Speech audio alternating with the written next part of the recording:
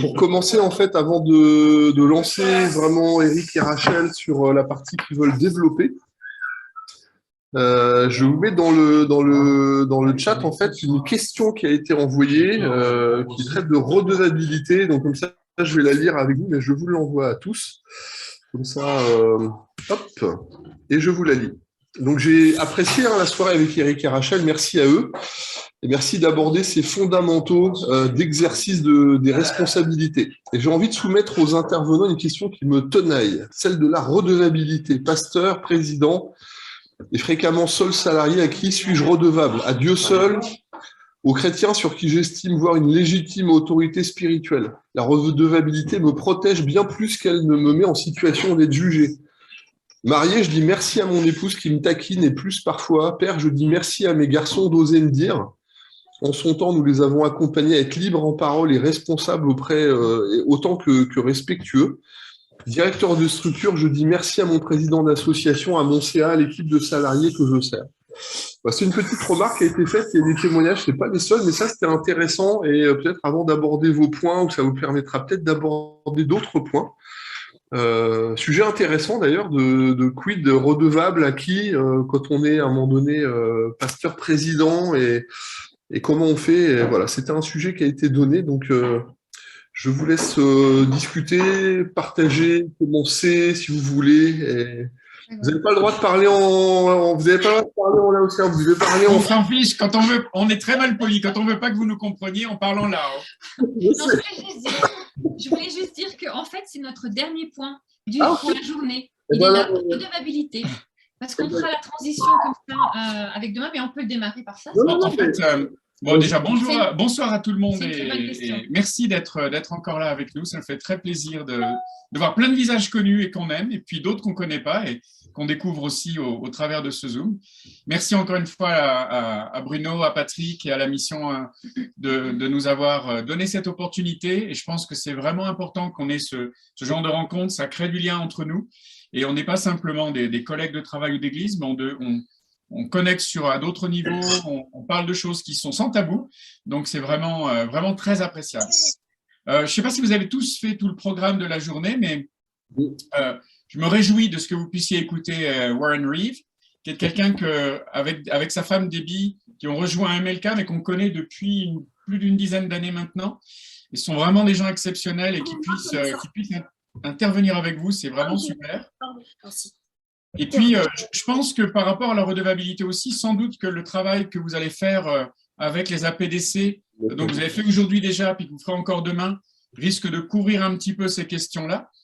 Mais là aussi, je suis sûr que vous aurez apprécié. Alors, je ne sais pas qui est-ce qui est intervenu aujourd'hui, c'était Michel Bisaillon et Paul Tétrault, peut-être demain ou... Les deux, mon colonel. Vous avez les deux meilleurs. Hein. Ouais. Vous êtes bénis, là. Non, mais c'est vrai. On a le privilège de travailler avec les APDC depuis des années et ce sont des gens remarquables qui vivent ce qu'ils mettent en pratique. Ils ne se contentent pas de le dire, mais qu'ils le mettent en pratique depuis des années avec beaucoup d'humilité, beaucoup de sagesse, beaucoup d'inspiration de Dieu. Et je me réjouis que vous ayez pu bénéficier de leur enseignement aujourd'hui. Revenez demain, ça va être génial. Hein. On peut le développer. Oui. Donc, on peut parler un petit peu de redevabilité pour répondre à la question. Eric, si vous avez prévu d'en parler demain… Non, demain, on va faire autre chose. Non, c'était à la fin d'aujourd'hui, mais on peut démarrer avec ça. On peut démarrer avec ça, il n'y a pas de problème. On est flexible. Ouais. On est missionnaire, on est flexible. Pas grave. Allez. Mais donc, la redevabilité, en fait, déjà, c'est un mot qui, il y a quelques années, n'était même pas dans notre vocabulaire. Je ne suis même pas certain, et peut-être que les érudits ici pourront me le dire, si c'est dans le dictionnaire français, si c'est dans le Robert ou le Larousse, je ne suis même pas sûr que ça y soit déjà. Est-ce que quelqu'un enregistre? Non. Est-ce qu'on aura l'enregistrement cet après-midi? Oui, c'était une autre question. Je me demandais si c'était enregistré, là. Vous enregistrez aujourd'hui? Oui, tout est enregistré. D'accord, parfait. Après, si vous souhaitez qu'il y ait des choses qui restent, on coupera ou on fera… Non, il n'y a pas de problème. Non, pas dans ce Pardon, vas-y. Donc, en fait, c'est un mot qui est relativement récent. Et comme tout mot qui est récent, en fait, c'est parce que le concept n'existait pas que le mot n'existait pas. Et c'est vraiment intéressant de voir comment le concept souvent génère le mot ensuite. Ouais. Le mot vient d'accountability, qui est un mot anglais et qui a dû être traduit en français. Et c'est vrai que c'est quelque chose… Quand nous, on a été formés pour faire ce que l'on fait aujourd'hui et devenir thérapeute, etc., on nous a dit qu'il fallait toujours qu'un thérapeute ait quelqu'un à qui il rende compte. Et c'est valable pour les thérapeutes, mais c'est valable pour toute personne qui a charge d'âme quelque part, parce que nous-mêmes, on a besoin que l'on prenne soin de nous et qu'on en ait quelqu'un, un vis-à-vis, avec qui on puisse travailler, sur qui on puisse aussi se décharger quand on en a besoin.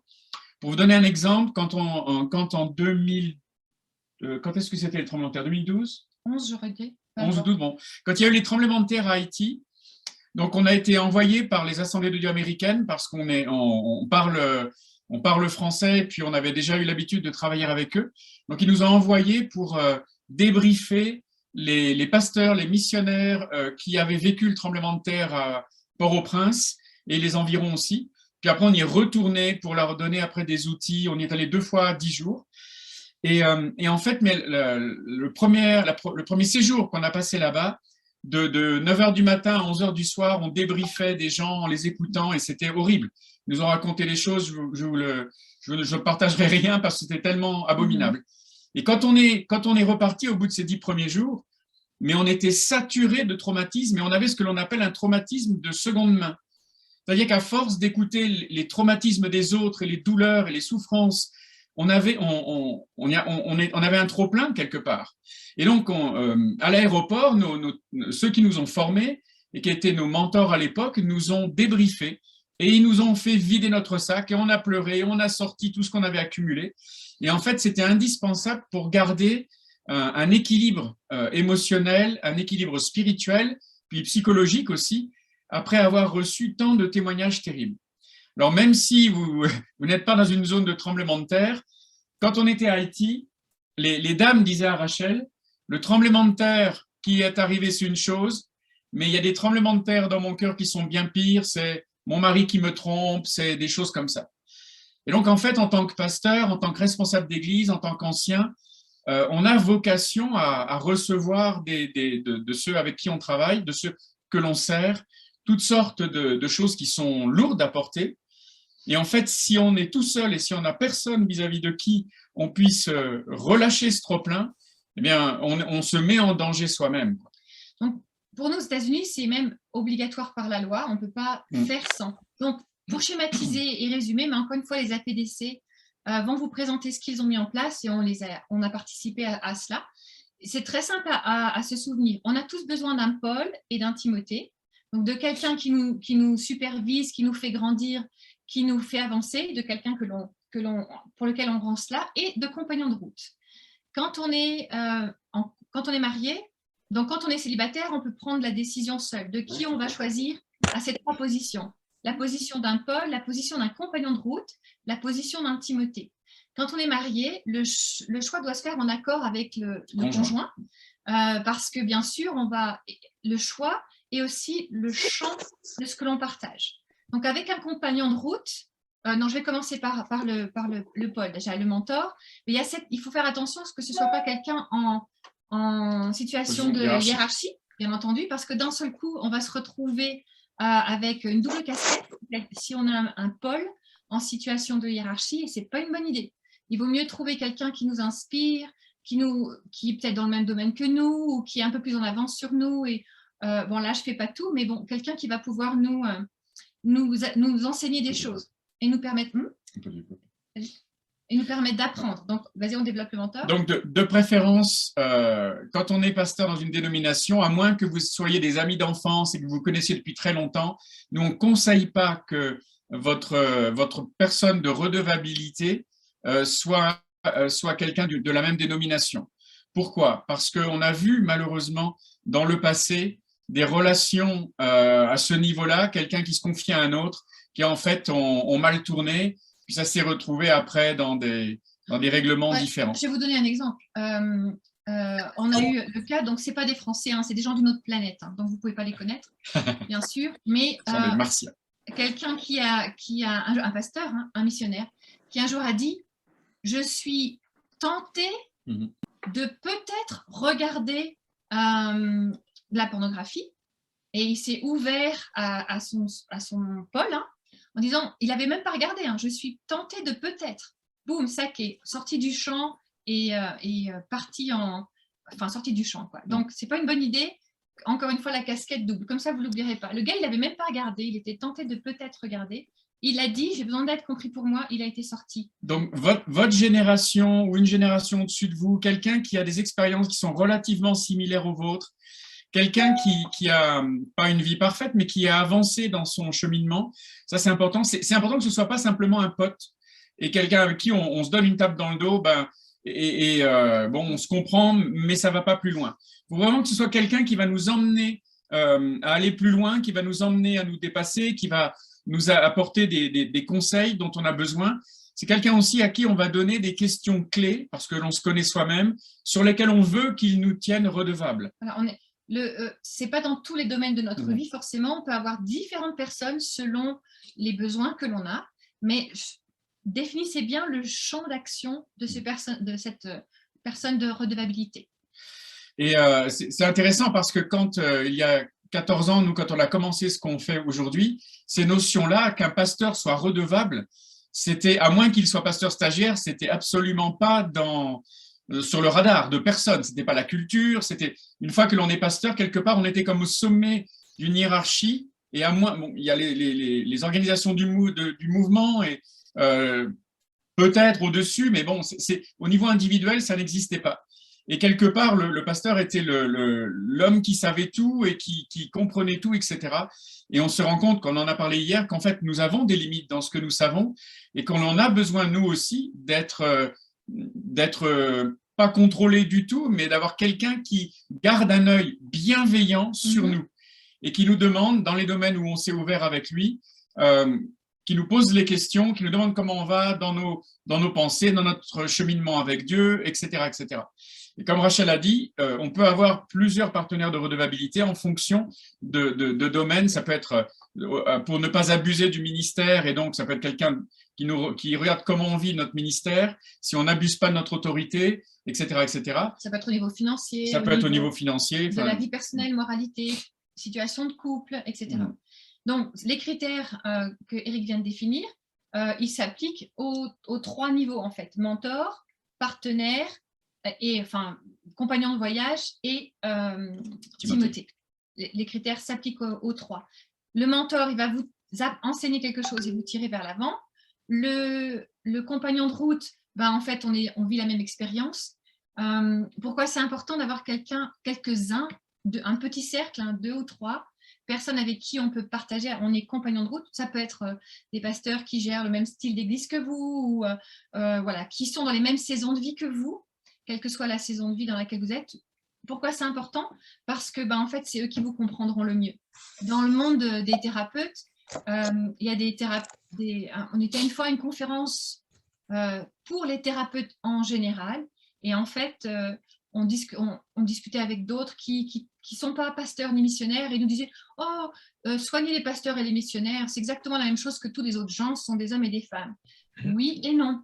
Quand on fait du soin auprès de pasteurs, si on ne comprend pas leur vie, ou auprès de missionnaires, on peut moins bien les aider. Ce n'est pas exclusif, mais ça aide d'avoir quelqu'un qui connaît votre chemin de vie, quel que soit votre contexte. Donc, si vous êtes ancien dans une église ou que votre ministère il s'exerce dans le séculier, voilà, c'est important d'avoir des gens au niveau du compagnon de route qui ont les mêmes expériences que vous, en fait, parce qu'ils vous comprendront sans que vous ayez besoin d'expliquer. Quand on parle la difficulté du choc culturel, si vous n'avez jamais vécu le choc culturel, vous dites c'est pas grave quand même. Oui, mais si, il y a des critères qui sont compliqués dans le choc culturel, c'est plus facile d'en discuter avec quelqu'un qui l'a déjà expérimenté. Donc ça, c'est pour le niveau du partenaire. Puis si quelqu'un vient vers vous et vous demande d'être ce mentor, avant de dire oui, réfléchissez. Qu'est-ce que cela implique pour la personne? Qu'est-ce que la personne qui vous demande de faire cela met derrière ces questions? Ça nous arrive régulièrement que des gens viennent et disent « Voilà, vous êtes des personnes inspirantes pour nous, est-ce que vous pouvez être nos mentors ?» Déjà, on ne peut pas en avoir 150 parce que ça demande un vrai investissement. Et les quelques personnes qu'on se dit peut-être « Ok, Seigneur, tu veux peut-être qu'on s'investisse avec telle personne ?» Notre première question, c'est « Ok, définis-moi ce que tu mets derrière cette demande. Ça veut dire quoi pour toi, un mentor ?» Vous voyez le schéma au-dessus, sur le côté, en dessous, en faisant attention aux critères de choix. Alors, techniquement, les fameuses questions là, les fameuses questions dont Eric parle, quand vous vous retrouvez, vous ne pouvez pas dire « Oh ben, c'est pas grave, on passe à autre chose ». Il faut être sérieux avec l'engagement que nous, on prend.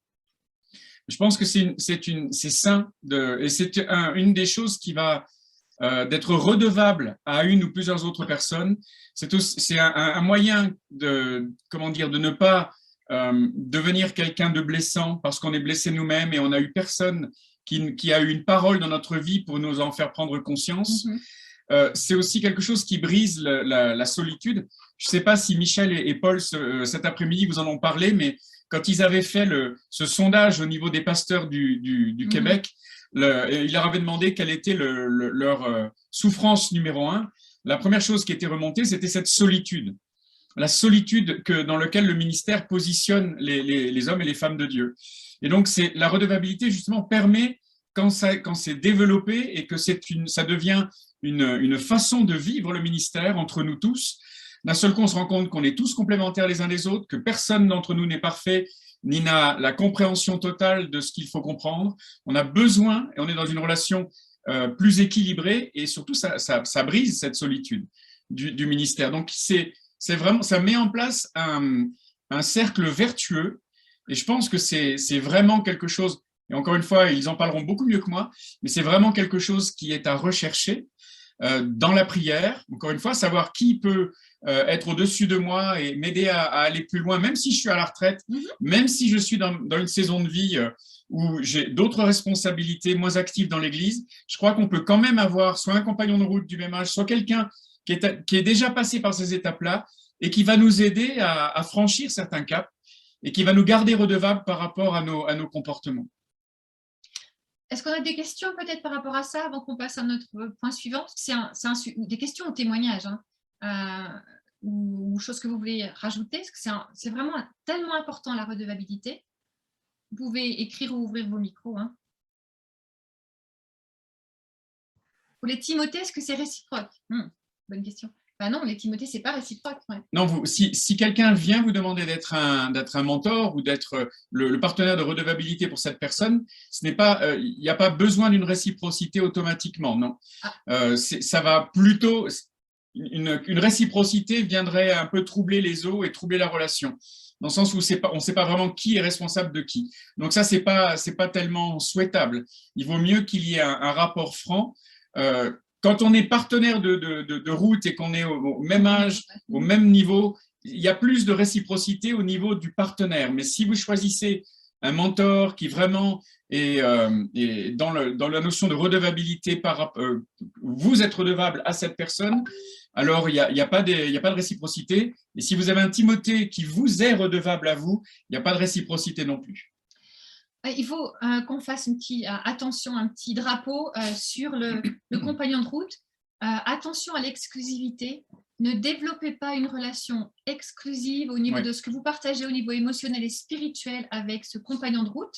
Je ne sais pas si vous êtes un homme ou une femme ou dans votre contexte, mais attention à l'exclusivité. Bon, on ne va pas développer ça, mais il peut se créer des liens exclusifs qui vont nous éloigner de notre conjoint si on est marié, ou qui vont devenir dangereux même si on est célibataire ou marié. Le fait d'être marié ne nous protège pas. Merci, ne nous protège pas contre des liens qui pourraient se créer avec une autre personne à côté. Si vous vous retrouvez à partager qu'avec cette personne, ce compagnon de route, qu'avec cette personne, je vais vous donner l'exemple du missionnaire, qu'avec cette personne, à prier qu'avec elle. Si vous êtes célibataire, c'est vraiment où il vous tarde de le ou la retrouver. Si vous êtes marié, vous parlez plus qu'avec votre conjoint avec cette personne, c'est dangereux. Oui, Patrick? Juste pour dire, en fait, hier matin avec Warren, en fait, il a parlé notamment de David. Et en fait, que David, en fait, des gens, comme tu décris, à un moment donné, ils peuvent être une aide pour un temps. Puis quand on passe une certaine limite, ça devient en fait un fardeau. Du coup, ça peut devenir un obstacle. Et en fait, quand hier Warren partageait notamment sur le sujet de David, il disait que David, en fait, Dieu lui a enlevé tous les appuis qu'il avait pour en fait le pousser en fait à ne s'appuyer que sur Dieu en réalité, parce que c'est le seul appui qui doit demeurer en permanence et tout le temps. Donc c'est vrai qu'il y a des gens à un moment donné de saison de vie qui peuvent nous aider à avancer et ils nous font du bien parce qu'on a une confidence particulière.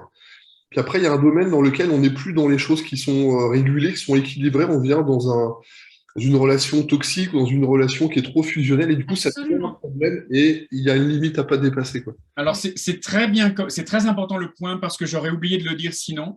Dans toute relation, qu'elle soit de redevabilité avec un mentor, avec quelqu'un au même niveau, ou bien quelqu'un dont nous sommes le mentor ou la personne de redevabilité, c'est toujours important, dès le démarrage, de mettre presque noir sur blanc, même comme une sorte de contrat, de mettre noir sur blanc quelles sont vos attentes et les objectifs que vous vous fixez à moyen et à long terme, et fixer un terme. Mettons, on fait ça pendant 6 mois, on fait ça pendant 1 an, et au moment, quand l'année arrive à échéance, on fait un bilan. Et oui, tu as raison, et c'est super important, pour éviter qu'une relation devienne toxique, parce que ça se passe toujours de manière subtile et difficile à percevoir. Vous connaissez l'histoire de la grenouille qu'on met dans la casserole d'eau qui se réchauffe, hein, c'est un peu ça, hein.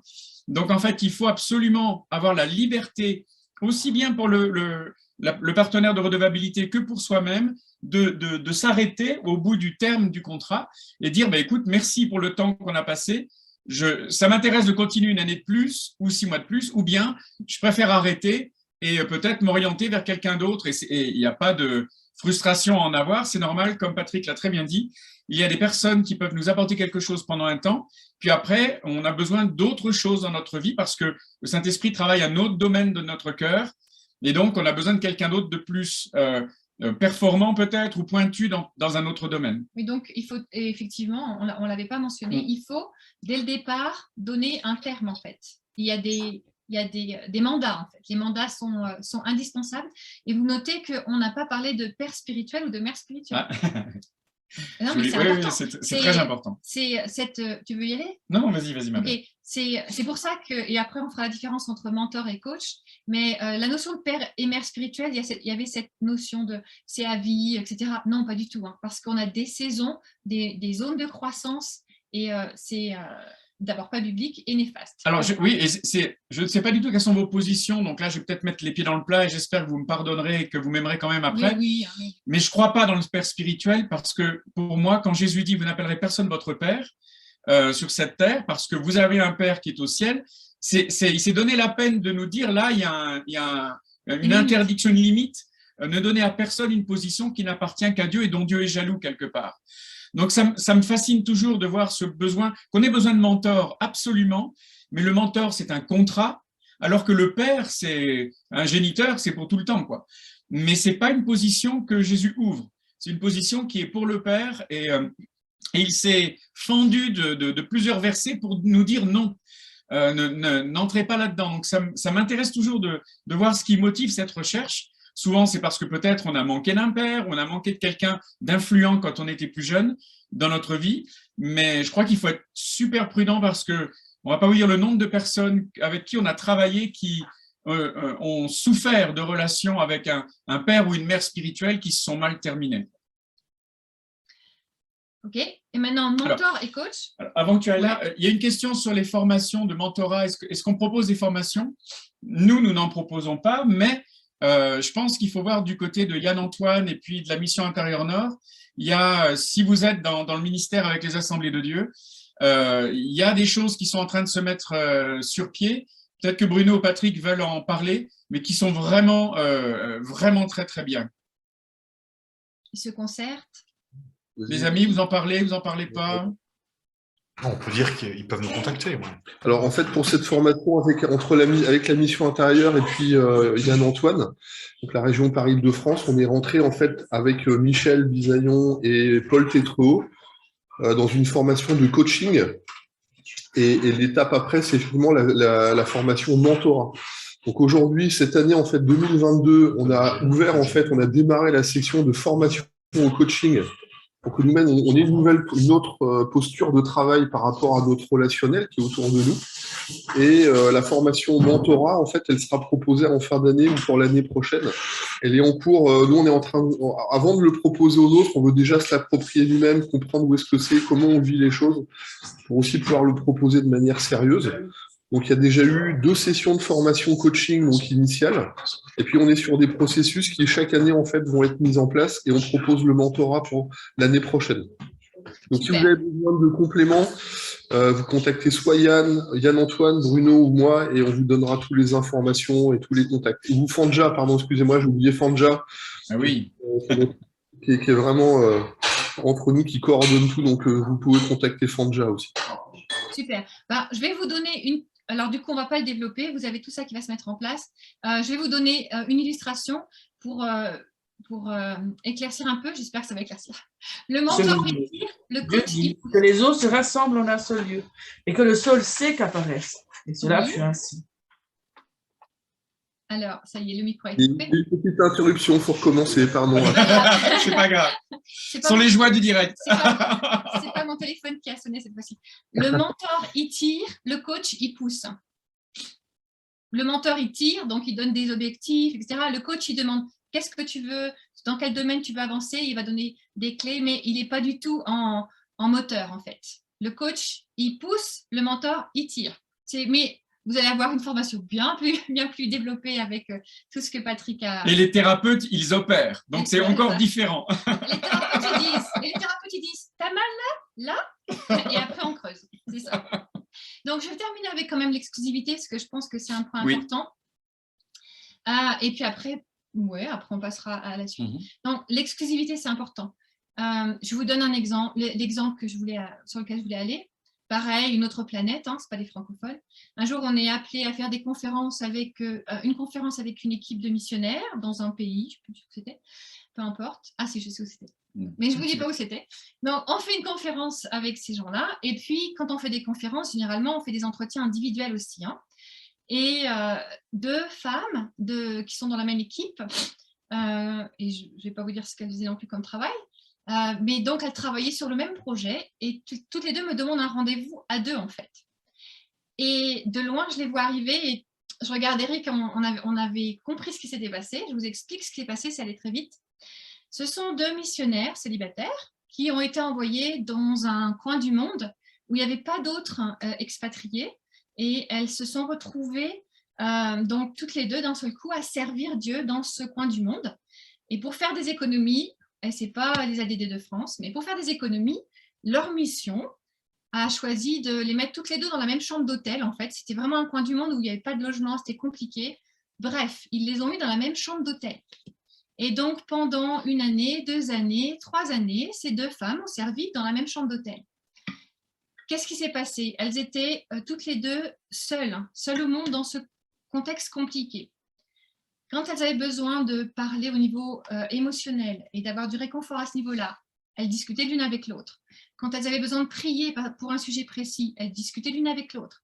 Qu'est-ce qui s'est passé? Naturellement, à cause de l'exclusivité de leur relation, un couple s'est formé. Et nous avions en face de nous un couple homosexuel, missionnaire, sur un champ missionnaire. Est-ce qu'elles étaient homosexuelles avant? Non, mais elles sont retrouvées avec des liens entre elles deux qui se sont créés à cause de l'exclusivité. Donc, attention, quand on met en place ce système de mentor, coach, Timothée, c'est excellent parce que nous, on le recommande et on ne peut pas faire sans. Mais attention à ne pas s'investir uniquement avec cette personne-là. Voilà, il faut 2 ou 3. C'est pour ça que par domaine, c'est important. Avoir plusieurs personnes avec qui on partage, on prie, etc. Ne créez pas des liens avec une personne exclusivité. Voilà. Alors, on va répondre à quelques interventions. Déjà, Adrien dit que c'est très important d'avoir une couverture spirituelle. Ben oui, absolument. Pour moi, je suis sécurisé quand je sais que quelqu'un a un droit de regard dans ma vie. Alors, la personne numéro 1, évidemment, après le Seigneur, c'est ma femme, bien entendu. Mais quand j'exerce ce ministère, par exemple, une fois, on était sur un cas extrêmement compliqué et Rachel et moi ne savions pas comment travailler avec ce cas compliqué. Ben, on avait nos mentors qui étaient là, on les a appelés et avec 4 cerveaux, on a mieux travaillé qu'avec 2. Et donc, c'est bien d'avoir quelqu'un qui va pouvoir avoir un regard un petit peu détaché par rapport à celui ou celle qui a les mains dans le cambouis et qui travaille, et d'avoir un regard d'expérience aussi. Et c'est une sécurité. Et je vois, nous, à MLK, c'est une règle, personne ne doit être seul dans son ministère. Et donc, on a un regard bienveillant, mais notre rôle, à Rachel et moi, c'est de faire en sorte que tout le monde aille bien et que les gens, d'abord, de prendre soin de l'individu afin que le ministère de cette personne puisse s'épanouir. mais c'est important d'avoir une couverture spirituelle et quelqu'un qui s'assure qu'on aille bien, parce qu'on a tous des moments, et je pense que personne ne me contrariera là, on a des moments au ministère où c'est beaucoup plus dur qu'à d'autres, il y a des moments où on a envie de laisser tomber. Moi, je me rappelle d'un pasteur célèbre aux États-Unis qui est on a le droit d'y réfléchir, de laisser tomber, on n'a juste pas le droit de le faire. Mais des fois, c'est tellement bon de pouvoir le dire à quelqu'un, de dire j'en peux plus, j'en ai marre, si tu savais, et de pouvoir déverser son cœur sans être jugé, mais en même temps de pouvoir être encouragé pour pas le faire. Parce que l'objectif, c'est qu'on termine tous et qu'on traverse la ligne d'arriver en étant victorieux. C'est pas qu'on laisse tomber en cours de route et que quelque chose nous terrasse, quoi. Et c'est vraiment notre cœur, c'est que tous, autant que vous êtes, vous continuiez jusqu'au bout, là où vous êtes, avec l'appel que Dieu a mis dans vos vies à le servir et à vous réjouir de le servir. Et c'est vraiment ça l'objectif, une couverture spirituelle du début jusqu'à la fin. Et ça nous amène à être vulnérables, à apprendre la vulnérabilité. C'est plus le pasteur tour d'ivoire qui ne se confie à personne, qui ne s'ouvre à personne, mais c'est le pasteur qui est capable de dire ben moi aussi j'ai des, alors pas à tout le monde, pas peut-être en prêchant le matin, le dimanche matin bien sûr, mais de le dire à des personnes choisies avec qui il peut être vrai et authentique. Quand on a commencé ce que l'on fait aujourd'hui, on nous disait vous détruisez ou vous mettez à mal la foi des chrétiens si vous dites que les pasteurs sont fragiles, mais en fait c'est l'inverse que l'on a constaté. Plein de gens dans les églises sont venus nous dire mais on ne savait pas, on ne priait pas avant parce qu'on croyait que le couple pastoral était intouchable avec le péché, les tentations, etc. Mais maintenant qu'on sait qu'ils sont comme nous, on va prier pour eux. Je peux vous garantir que quand une église prie pour les hommes et les femmes qui sont à sa tête, ça fait une grosse différence et c'est une grande bénédiction. Donc oui à la couverture spirituelle. Alors Christian, tu nous mets quelques versets. C'est vrai que Paul se considérait comme un père spirituel, mais bon, déjà, il faudrait se remettre dans le contexte de l'adoption et du rapport d'adoption dans l'Empire romain et à l'époque romaine. Mais quand même, je maintiens mon cap. Je regarde plus du côté de celui ou celle qui recherche un père ou une mère spirituelle. Souvent, on peut ouvrir des portes trop grandes et donner un accès trop grand et pour trop longtemps à quelqu'un et comment dire, l'habitude, le fait d'avoir vu ces mécanismes se répéter souvent. Ces relations terminent rarement bien si elles ne sont pas entourées de toutes sortes de protections.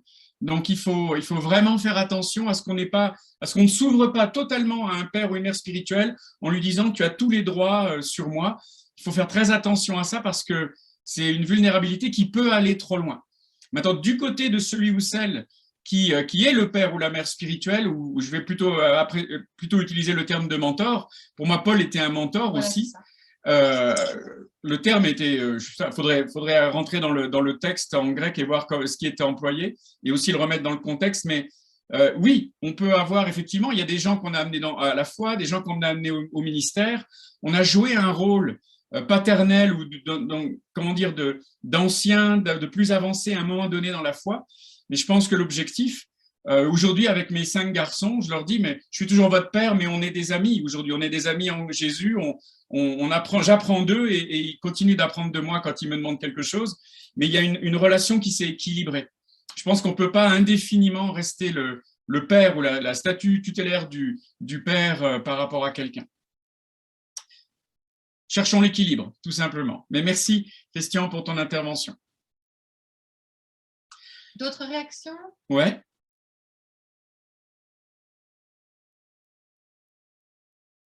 Alors, on va s'il n'y a pas de commentaires qui aillent plus loin, je terminerai simplement en disant, mais posez-vous la question, est-ce que je suis redevable à quelqu'un dans le domaine de mon ministère, de mon service pour Dieu, par rapport à ma vie de couple? Est-ce qu'il y a une bonne redevabilité entre nous deux? Mais est-ce que j'ai mis en place des choses qui m'assurent une couverture spirituelle, ou si j'ai besoin d'aide, est-ce que j'ai accès à quelqu'un qui va m'apporter cette aide dont j'ai besoin? Ce sont des questions qui sont importantes à se poser, il ne faut pas les laisser en jachère, c'est bien d'y amener des réponses, et ça permet une croissance spirituelle aussi.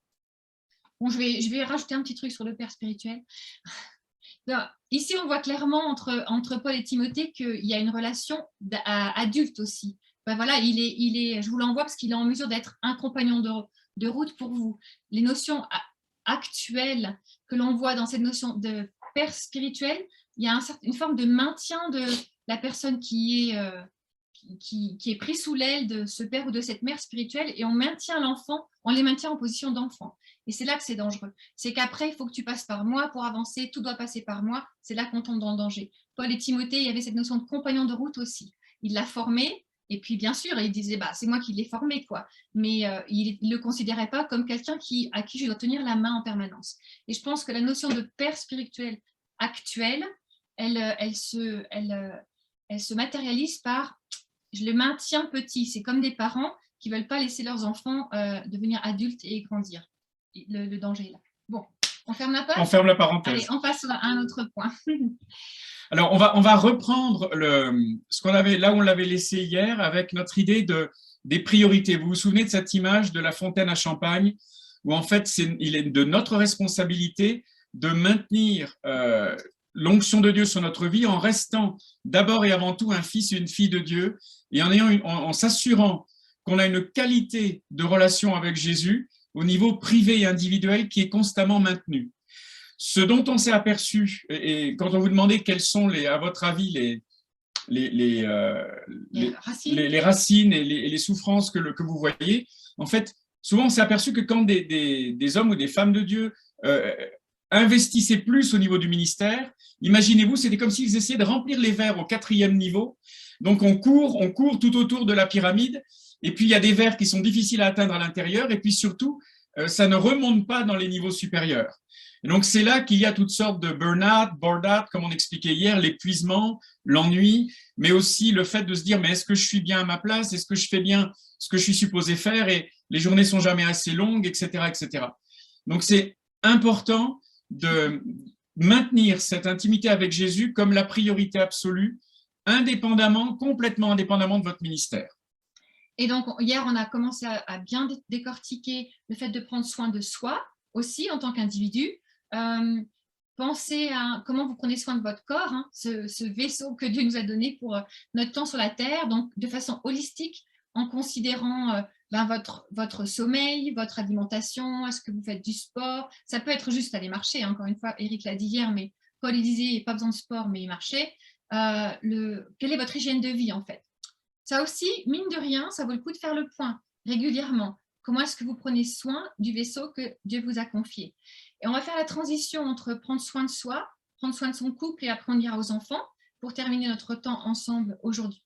Donc, on ne peut pas parler de l'équilibre et de la discipline dans le ministère sans toucher aussi la sexualité au niveau des célibataires et des mariés. Je crois que le diable a essayé d'attaquer le peuple de Dieu par 2 grands mensonges, les hommes et les femmes, par 2 grands mensonges. Il a essayé de faire croire aux célibataires qu'on ne pouvait pas vivre sans une sexualité active, et il a essayé de faire croire aux mariés qu'on pouvait vivre sans une sexualité active. Et ce sont 2 mensonges terribles parce que la sexualité est d'abord spirituelle, et on va peut-être attaquer par ça, hein, et d'abord hautement spirituelle, c'est une protection pour l'individu, le couple et le ministère. Alors, prendre soin de son couple, c'est sûr que, encore une fois, on part du principe qu'on parle à des couples pastoraux, mais si vous êtes célibataire, évidemment, ça s'applique aussi, on doit faire attention à soi-même au niveau de la sexualité de la même manière, parce que nous sommes tous des êtres sexués. Donc, que la sexualité soit active ou qu'elle ne le soit pas, ça n'empêche pas que nous sommes des êtres sexués, donc on ne peut pas, on doit faire attention à ce niveau-là. Par où commencer? Le côté spirituel. C'est pas nous qui l'inventons, hein, mais je crois qu'on s'est fait voler quelque chose. Pour moi, il me semble que l'Église devrait et doit être l'endroit où l'on parle, non pas le plus de sexualité, bien entendu, mais où on en parle le mieux. Pourquoi? Parce qu'en fait, Satan n'est pas l'auteur de la sexualité, c'est Dieu qui en est l'auteur, c'est Dieu qui nous l'a donné, et il nous l'a donné avec un but, comme on l'a expliqué, d'abord spirituel, émotionnel, et en dernier physique. Donc c'est super important que quand on parle à un auditoire, 100% de l'auditoire est sexué, ce qui veut dire que 100% de nos auditoires font face à ces questions et n'ont pas forcément de réponse.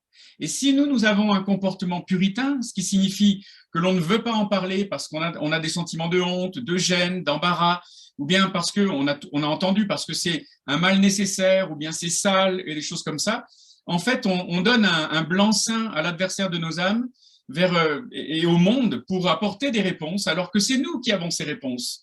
Et on s'est fait voler quelque chose d'extrêmement précieux, parce que pour moi, ce sont les chrétiens qui ont la véritable explication de ce qu'est la sexualité. Quand on regarde dans l'Ancien Testament comme dans le Nouveau, on voit en fait que c'est Dieu lui-même qui compare régulièrement la relation qu'il a avec Israël pour l'Ancien Testament à une relation d'un homme avec son épouse. Et je ne vous parle pas du Cantique des Cantiques, là, il y a bien d'autres endroits où en fait Dieu utilise cette image. Et puis Jésus l'utilise aussi. Pourquoi? Nous sommes sa fiancée et nous sommes dans l'attente des noces de l'agneau et il reviendra nous chercher, on passera les noces de l'agneau et quand on est marié, après on devient un avec notre époux. Et on sait très bien que par notre espérance et par l'Esprit de Dieu qui vit en nous, on sait qu'un jour, pour moi c'est quelque chose d'extraordinaire, on sera assis avec Dieu en Jésus-Christ, à la droite de Dieu sur son trône. Et ça dépasse mon imagination. Je n'arrive pas à comprendre ce que ça peut signifier. Par contre, je sais pourquoi j'y ai accès, parce que nous sommes l'épouse de Christ. Je sais bien que pour les gars, ça paraît bizarre de dire je suis l'épouse de Christ, mais on va y arriver. On va y arriver quand même. C'est une réalité spirituelle. Et je pense que ce qui se passe entre un homme et une femme mariés, c'est une image, c'est un aperçu de cette réalité spirituelle et de cette union qui ne peut pas être dissociée. Et on voit combien le diable attaque l'ensemble de l'humanité avec une sexualité qui est en dehors du cadre divin et puis qui va menacer la structure de base de la société qui est la famille, qui est le couple et la famille. Et le serviteur et la servante de Dieu n'échappent absolument pas à cette règle. Il faut absolument que l'on investisse dans la relation de couple si on veut continuer de s'épanouir dans le mystère que Dieu nous a donné, parce que cette relation-là, c'est un pivot, c'est quelque chose qui ne peut pas être remplacé. Donc, on va regarder sur les deux angles, marié et célibataire. On commence par le côté marié. Je vais vous lire le verset de 1 Corinthiens 7,5, que vous connaissez. « Ne vous privez point l'un de l'autre, si ce n'est d'un commun accord pour un temps, afin de vaquer à la prière, puis retournez ensemble, de peur que Satan ne vous tente par votre incontinence. » Il y a vraiment cette notion de protection spirituelle quand le mari et la femme font un au niveau sexuel. Ils sont protégés spirituellement. L'âme, le corps et l'esprit fonctionnent comme des vases communicants. Quand un des deux prêche dans le couple, quand un des deux donne et bénit spirituellement, le côté du vase communicant qui est la spiritualité se vide. Et l'équilibre que Dieu a prévu dans le couple, c'est que ce vase puisse être rempli avec une connexion sexuelle avec son conjoint, son épouse, son mari, selon qui il prêche. À Las Vegas, ils ont fait des études. Vous savez que les Américains aiment beaucoup les statistiques. Et les pics de consommation de prostituées et de films pornographiques sont quand ils ont des conventions de pasteurs. Pourquoi ? Parce que les gars sont seuls, ils sont là, ils s'investissent, ils donnent, ils sont vidés au niveau spirituel avec la journée. Et le soir, ils se retrouvent piégés par ce côté aspirant au niveau de leur sexualité. Les hôtels se réjouissent d'avoir des conventions de pasteurs à Las Vegas parce qu'ils vont faire exploser leurs chiffres. Donc, c'est peut-être, vous dites que c'est les Américains, c'est pas nous. On veut juste vous encourager à considérer cela. Si vous êtes marié et si vous êtes en couple, Dieu vous a donné un outil, un moyen très pratique d'être protégé de ces tentations au niveau sexuel quand vous avez donné au niveau spirituel. En fait, la sexualité est faite, entre autres choses, pour répondre à un besoin de réconfort et de récompense. Et on a une partie de notre cerveau qui gère le réconfort-récompense. Et c'est un instinct qui est le second instinct après l'instinct de survie qui se manifeste dès la naissance. Si vous mettez un bébé sur le ventre de sa maman le jour de l'accouchement, vous allez voir le bébé, il va remonter comme un soldat avec les coudes et les genoux jusqu'au sein de sa maman pour avoir du lait, le colostrum, le premier lait. et ça va lui donner réconfort parce qu'il en a besoin, il vient de passer un moment difficile, et récompense parce qu'il a vécu un grand moment, il arrive dans le monde. Et en fait, c'est un instinct qui est extrêmement important. Je fais simple, mais la sexualité va se greffer là-dessus. Ce qui signifie que chaque fois qu'on a besoin d'être réconforté, parce qu'on a eu un moment difficile, compliqué dans le ministère ou autre, ou bien chaque fois qu'on a eu à l'inverse un très grand moment, un moment de victoire, une super prédication ou autre. Je ne sais pas s'il y en a, je ne vois pas tous les visages et je n'ai pas eu le temps de dire tous les noms, mais quand on était à Troyes et qu'on a formé quelques stagiaires qui sont des pasteurs aujourd'hui maintenant, on leur disait, les amis, faites attention, vous n'êtes pas plus forts que les autres. Quand vous avez beaucoup donné émotionnellement et spirituellement après une longue journée, le long dimanche, quand on avait plusieurs réunions le dimanche, etc., faites attention, protégez-vous spirituellement, soyez intimes. Pour ceux qui étaient mariés, un gros câlin. Soyez intimes parce que vous avez besoin de cette protection spirituelle et de recharger votre âme, d'avoir comment dire, ce que vous avez donné, vous avez besoin de le reconstruire. Et en fait, c'est une protection. Et malheureusement, beaucoup se font piéger en ne sachant pas cela ou en n'y prêtant pas attention. Et donc, c'est important d'avoir conscience que quand on donne spirituellement, on se vide aussi émotionnellement. Quand on donne physiquement, on a beaucoup travaillé, on a prêché dur et on est épuisé. Il faut savoir qu'on a besoin de recharger ses batteries. Et dans le dessein de Dieu, la sexualité, elle est faite aussi pour ça, pour apporter réconfort et récompense en fonction de ce dont on a besoin.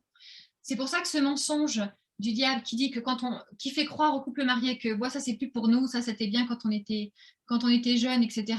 C'est un grand piège. Quelle que soit notre saison de vie, etc., il y a toujours moyen d'être connecté sexuellement. On passe rapidement aux célibataires. Pour les célibataires, il n'y a évidemment pas d'activité au niveau connexion sexuelle, mais ce n'est pas un problème parce que Dieu nous a créés avec la possibilité de canaliser l'énergie sexuelle, soit quand on est marié en connexion sexuelle avec son conjoint, soit en énergie physique, en fait. On peut canaliser cette pression sexuelle en énergie physique. Donc, si on se retrouve avec quelqu'un qui donne spirituellement et qui est célibataire, ce n'est pas un problème. Il suffit, après d'avoir vidé son réservoir spirituel, de trouver de mettre en place systématiquement une activité physique ou créatrice émotionnelle, de la danse, de la louange, un bon footing, quelque chose qui va permettre de canaliser cette énergie et qui va regonfler les batteries de la même façon.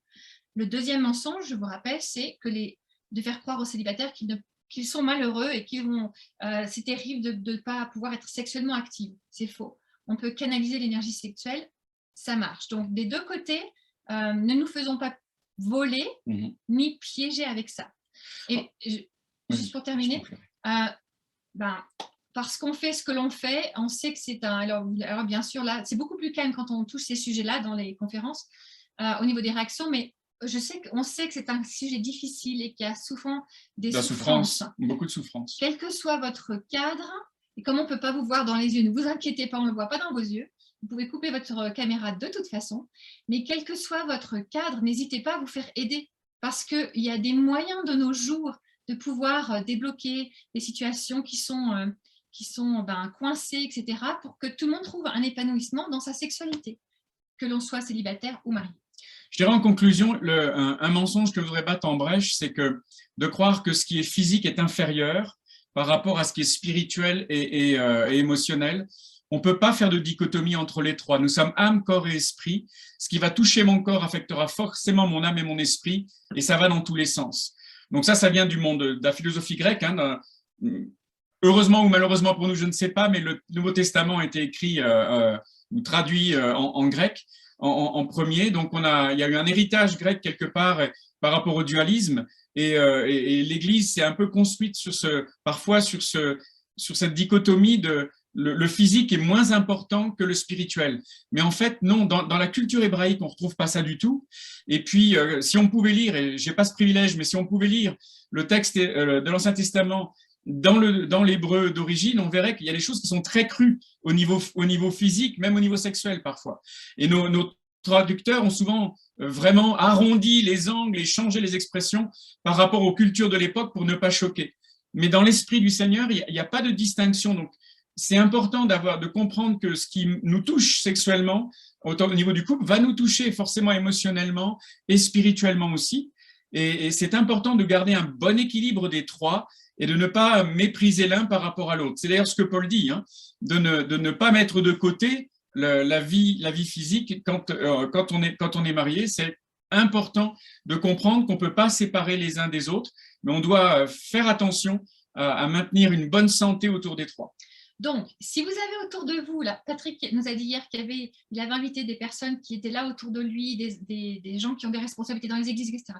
Si c'est votre cas, faites tout ce qu'il faut pour que votre couple pastoral puisse s'échapper, en fait, et prendre du temps pour prendre soin de leur couple, en fait. Si vous êtes à la retraite, demandez au Seigneur de vous montrer un jeune couple qui aurait bien besoin qu'on garde ses enfants pour pouvoir s'échapper. Si vous êtes dans une saison de vie avec les grands-parents sont loin, nous, on était en Asie, donc les grands-parents, ils n'avaient pas, je vous assure qu'on était contents quand quelqu'un nous disait « Allez, on vous prend les enfants pour 2 jours, échappez-vous tous les 2 ». Enfin bref. Ils étaient courageux, parce que 5 garçons en bas âge, c'était pas facile. Hein. Donc, ça peut être des idées pour bénir les couples pastoraux autour de vous. Donc, n'hésitez pas. Pastoraux, pardon. Autour de vous. Voilà. Tu veux que je donne ça? Donc, vous voyez bien, on prend soin de notre relation avec Dieu, on prend soin de nous-mêmes. Pour ceux qui sont mariés, prenez soin de votre couple. Je vais vous raconter un témoignage. Alors, peut-être que des gens qui sont là l'ont entendu. Oui, sans doute, vous l'avez entendu, oui. Je vais vous le raconter rapidement. Prenez soin de votre couple. Parce qu'un jour, quelqu'un, je donne le lieu ou pas? Dans l'océan Indien. Quelqu'un dans l'océan Indien, un pasteur dans l'océan Indien, racontait cette histoire-là. Donc, je vous la raconte, hein, donc si ce n'est pas tout à fait exact, pardonnez-moi, l'idée est là. Si vous connaissez la personne et que ce n'est pas exact, pardonnez-moi, l'idée est là. Donc, c'est un jour, ce pasteur, il prêchait dans son église et il était dans son message, etc. Et l'église avait comme une allée centrale au milieu des rangs. Et pendant sa prédication, il voit la porte de l'église s'ouvrir et il voit sa femme arriver avec les pots et les gamelles pour cuisiner qu'elle portait avec elle. Et elle fait du bruit, bien sûr, les pots et les gamelles font du bruit. Et elle avance, elle descend l'allée, lui il continue à prêcher. Tout le monde commence à se demander ce qui se passe. Le brouhaha s'installe dans l'église. Il continue de prêcher quand même, il garde le cap. J'imagine que dans sa tête, il devait se dire « Mais qu'est-ce qu'elle fait? Qu'est-ce qu'elle fait, ma femme ?» Elle ne perd pas le nord, elle avance. Elle monte sur l'estrade, elle s'installe derrière lui et elle commence à installer ses gamelles comme si elle allait faire à manger. Et enfin, monsieur le pasteur s'arrête de prêcher, il se tourne vers sa femme et il lui dit « Ma chérie, mais qu'est-ce que tu fais ?» Et le meilleur message de la journée allait arriver à ce moment-là, parce qu'elle lui répond « Je déménage et j'emménage sur l'estrade. Parce que moi, je veux vivre avec celui qui est là, sur l'estrade et qui prêche, parce qu'il est gentil, il est attentionné, il est patient, il est à l'écoute. Moi, je ne veux plus de celui qui est à la maison. » Vous imaginez, c'est une histoire vraie, hein, vous imaginez la détresse de cette femme pour en arriver là. Combien de fois elle a dû dire à son mari, il faut qu'on prenne du temps pour nous, combien de fois elle a dû le dire avant qu'elle se résigne à faire cela. Donc, je pense que quand ce pasteur a partagé ça à des pasteurs le dimanche suivant, tout le monde ils avaient été très très bons avec leurs femmes dans la semaine, j'imagine. Ça nous fait sourire, mais il y a des vraies détresses ici. Hein. Mettez votre couple en premier, avant le ministère. Vous êtes mari et femme, pour ceux qui sont mariés, avant d'être collègues. Bon, il y en a d'autres, oui, tu vois, Patrick, c'est la même. Ok. Donc, on termine pour le couple comme ça? Tu veux passer avec les enfants? Okay. Je pense que c'est important. On a tous connu des exemples qui ont amené des choses douloureuses. Et moi, je ne crois pas que le ministère doit se faire au détriment de la relation de couple. Je pense qu'au contraire, l'appel est sur nous deux. Il n'est pas possible qu'il y en ait un qui ait l'appel et pas l'autre. Nous sommes un spirituellement devant Dieu. L'expression de l'appel va se manifester différemment, ça c'est autre chose. Mais nous sommes un et donc on a besoin de rester un. Et ça, c'est vraiment une priorité par rapport à l'exercice ministériel. Parce qu'aucun d'entre nous n'est irremplaçable, mais au niveau du couple, par contre, ça, on ne peut pas le changer. Donc, je ne peux pas être changé en tant que fils ou fille, je ne peux pas être changé en tant que conjoint, et je ne le veux pas. Oui.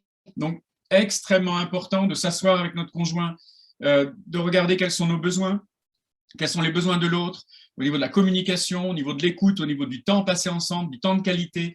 Combien de fois on a entendu des épouses nous dire « mais je ne sais pas si c'est si c'est mon mari qui a mis son bureau dans notre chambre ou si c'est moi qui dors dans le bureau de mon mari. Mais tellement, en fait, il n'y a plus aucune limite entre le ministère et la vie privée, et le ministère s'invite en permanence. Et ben ça, il faut absolument qu'il y ait des frontières. J'en retoucherai un mot un peu plus tard, mais c'est indispensable de préserver ce trésor qu'est notre relation de couple et que le ministère ne soit pas en train de voler le conjoint parce qu'il n'y a plus de limite, il n'y a plus de frontières entre les deux. Ensuite, les enfants, c'est le troisième étage.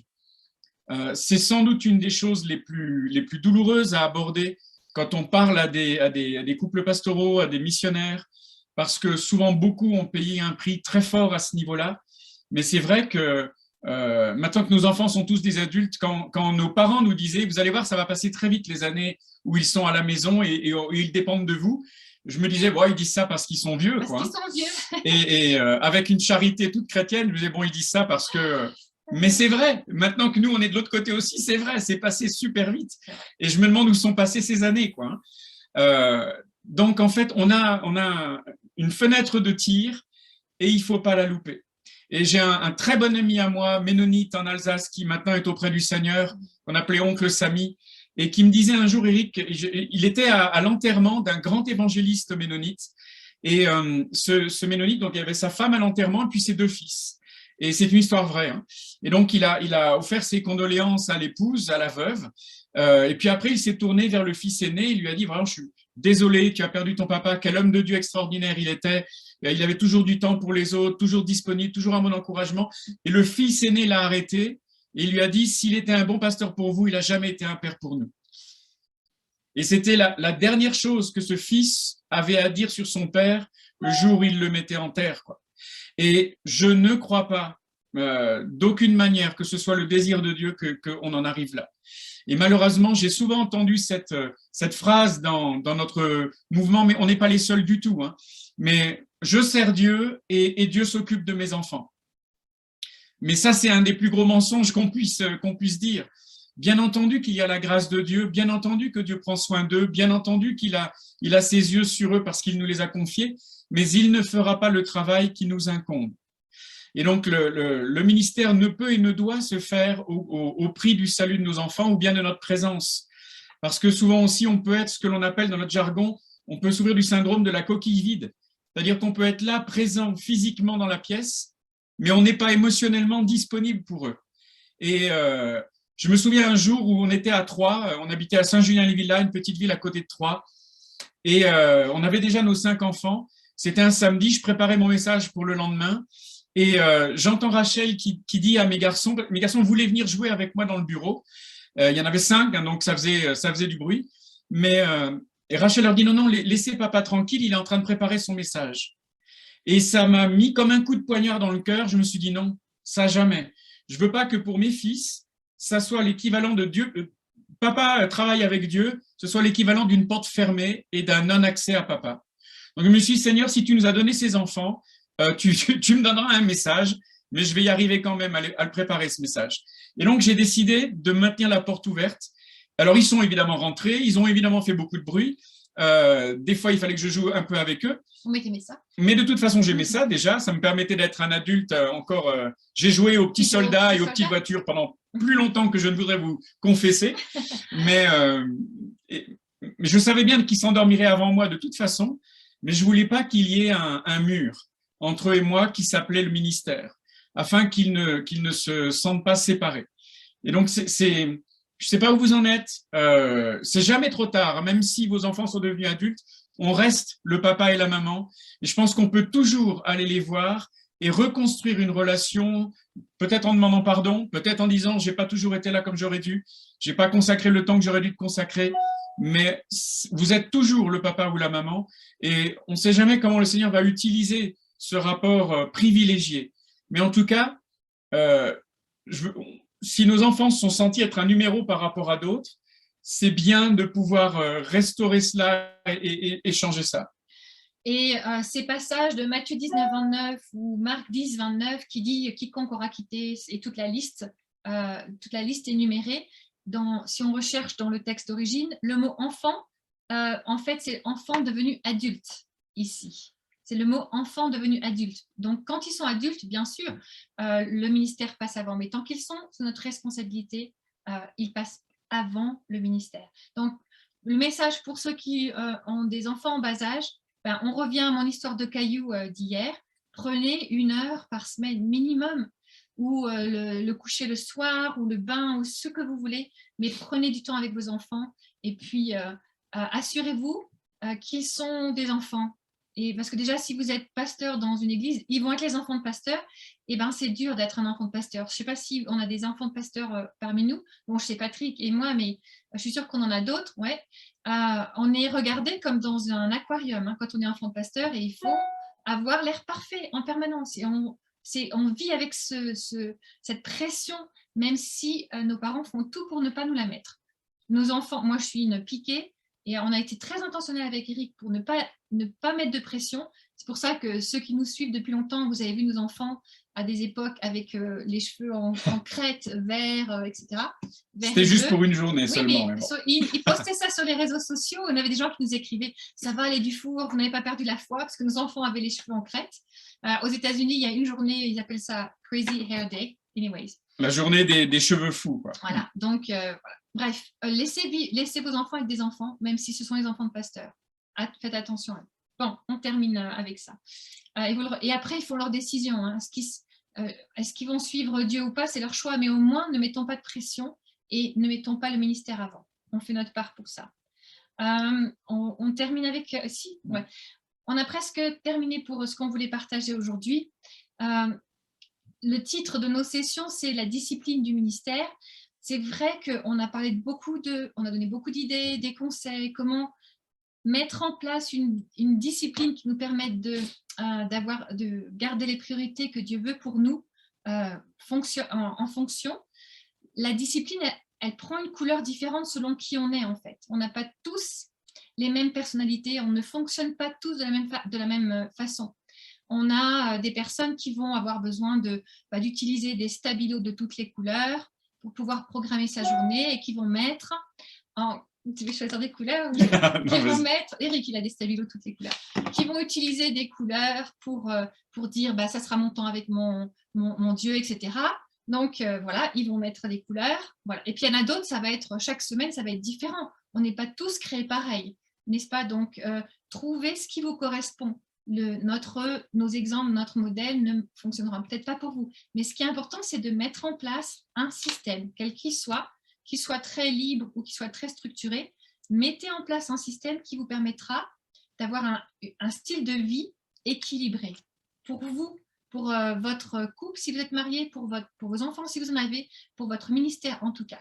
Donc, voilà. Et ce style de vie équilibré ne veut absolument pas dire que vous n'allez plus être actif dans votre service. Il faut faire attention aux mouvements de balancier qui sont très forts.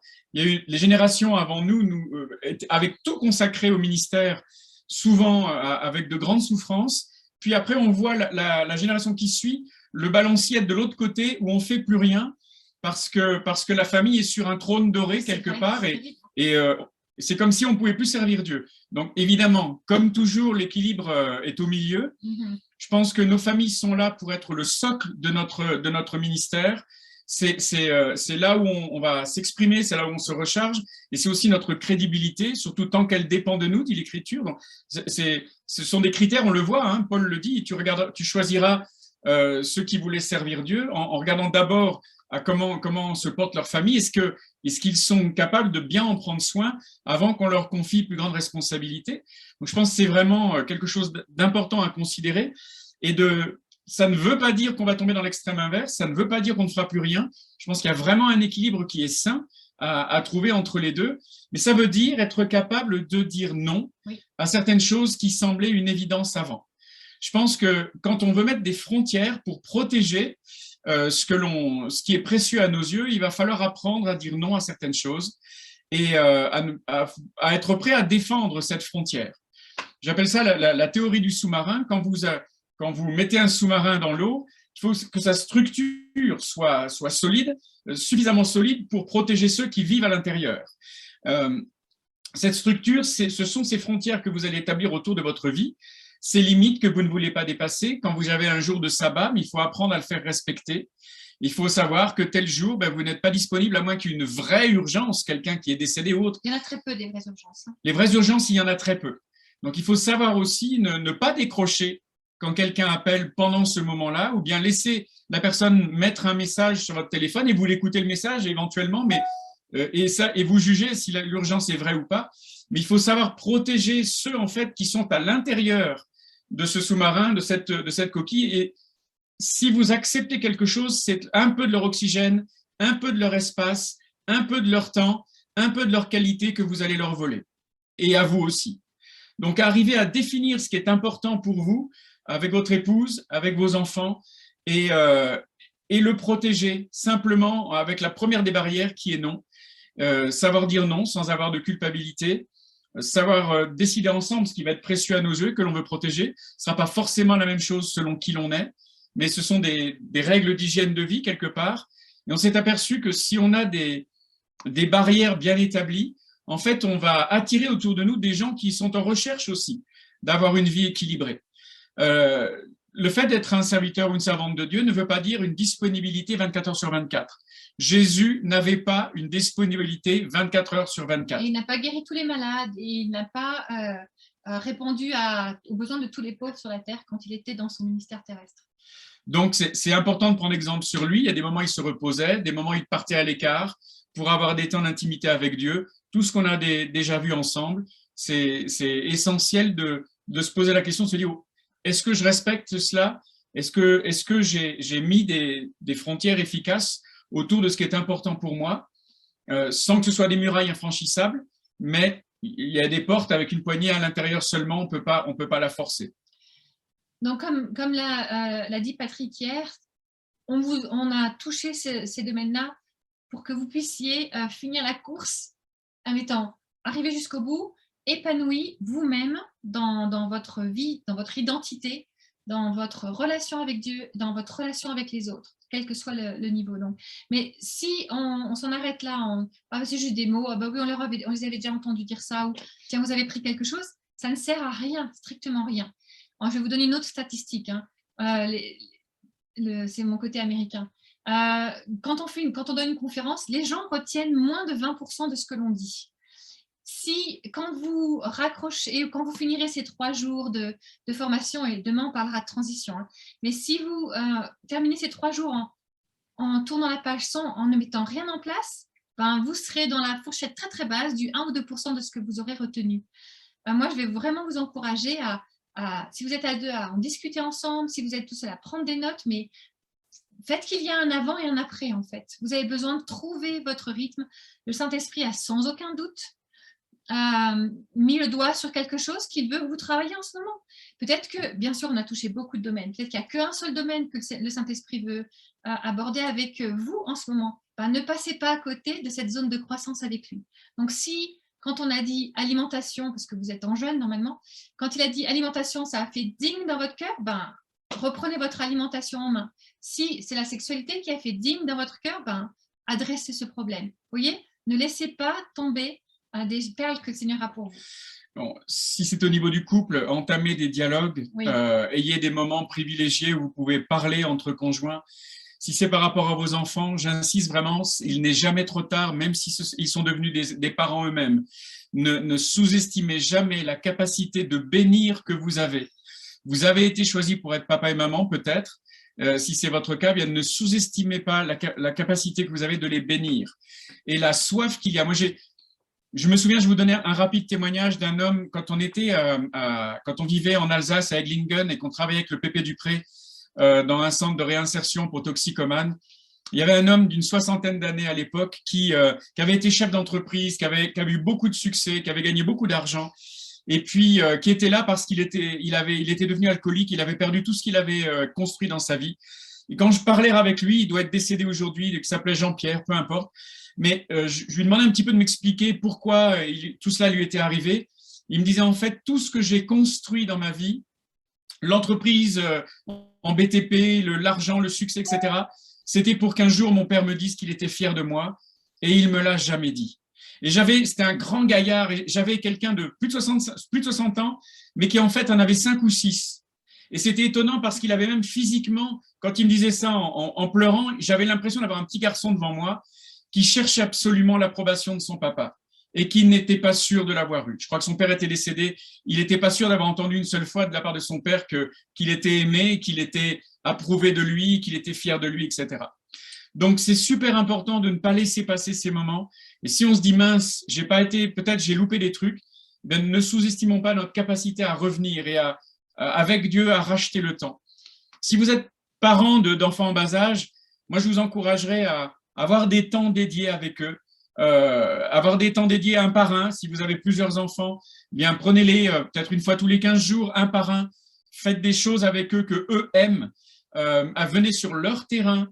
Ayez un dialogue. Et une fois ce dialogue établi quand ils sont petits, plus jeunes, ce dialogue continuera ensuite une fois devenus adultes. Et la relation évoluera, mais l'amitié sera toujours là. Donc, je vous encourage vraiment à le faire parce que il y a eu des générations où chez les enfants de pasteurs, etc., c'était un peu l'hécatombe. Mais encore une fois, je crois qu'on doit racheter cela. Et si ça peut vous aider, je vous encourage vraiment à acheter ce livre. Il est vraiment pas cher, qui s'appelle « Il faut que je sois parfait ». Il est sur notre site. Vous pouvez le trouver sur notre site. « Il faut que je sois parfait ». C'est un ami américain qui l'a écrit. Il a été traduit en français. Et il est enfant de pasteur, enfant de missionnaire. Et ce livre ne peut être compris que par les enfants de pasteurs et ceux qui ont été dans le ministère.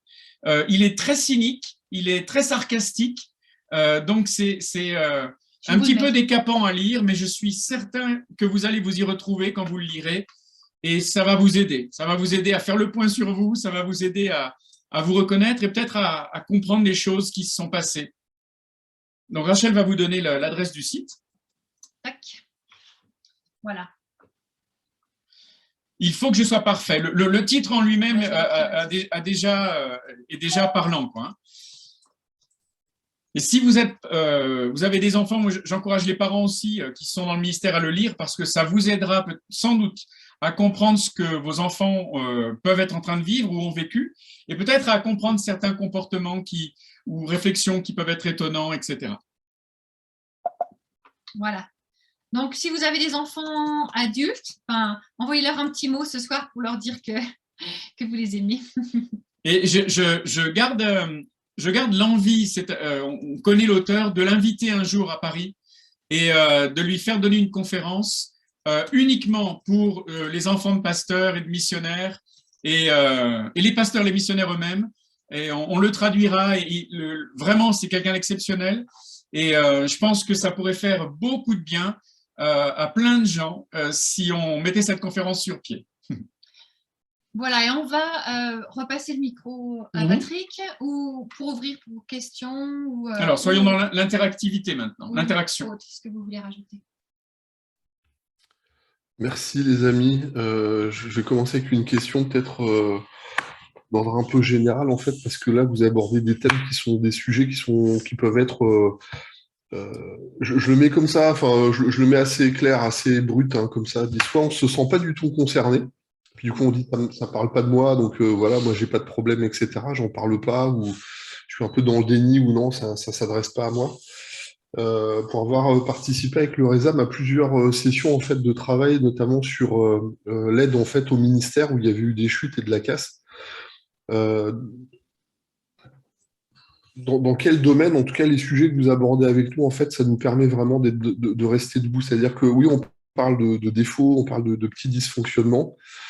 Je vais être honnête, je vais être un peu brut hein, comme ça, mais on peut ne pas être un couple en crise et pourtant vivre des vraies difficultés de fond qui nous abîment. Et dans quelle mesure c'est tout ce que vous abordez comme sujet? Est-ce que vous avez compris un petit peu dans les personnes que vous avez aidées, dans quelle mesure ça a dégradé leur ministère? Tu vois, quelqu'un qui aurait pu être vraiment un ministre, je vais le dire peut-être avec une image, quelqu'un qui était appelé à être un aigle est devenu un moineau, quoi. Alors, il est toujours en train de voler, mais alors vraiment pas dans l'envergure qu'il aurait dû avoir. Est-ce que vous avez, est-ce qu'il y a quelque chose que vous avez appréhendé par rapport à... ça va, ma question Oui. Malheureusement, c'est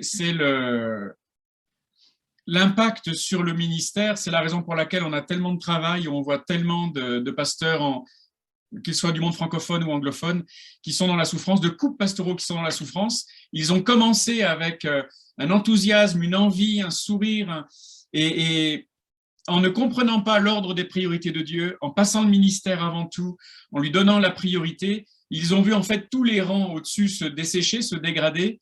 La qualité de l'intimité avec Dieu s'est dégradée, la qualité de la relation de couple, la relation avec les enfants, et puis évidemment, après, dans la vie dans le ministère, se retrouver affecté à tous les niveaux.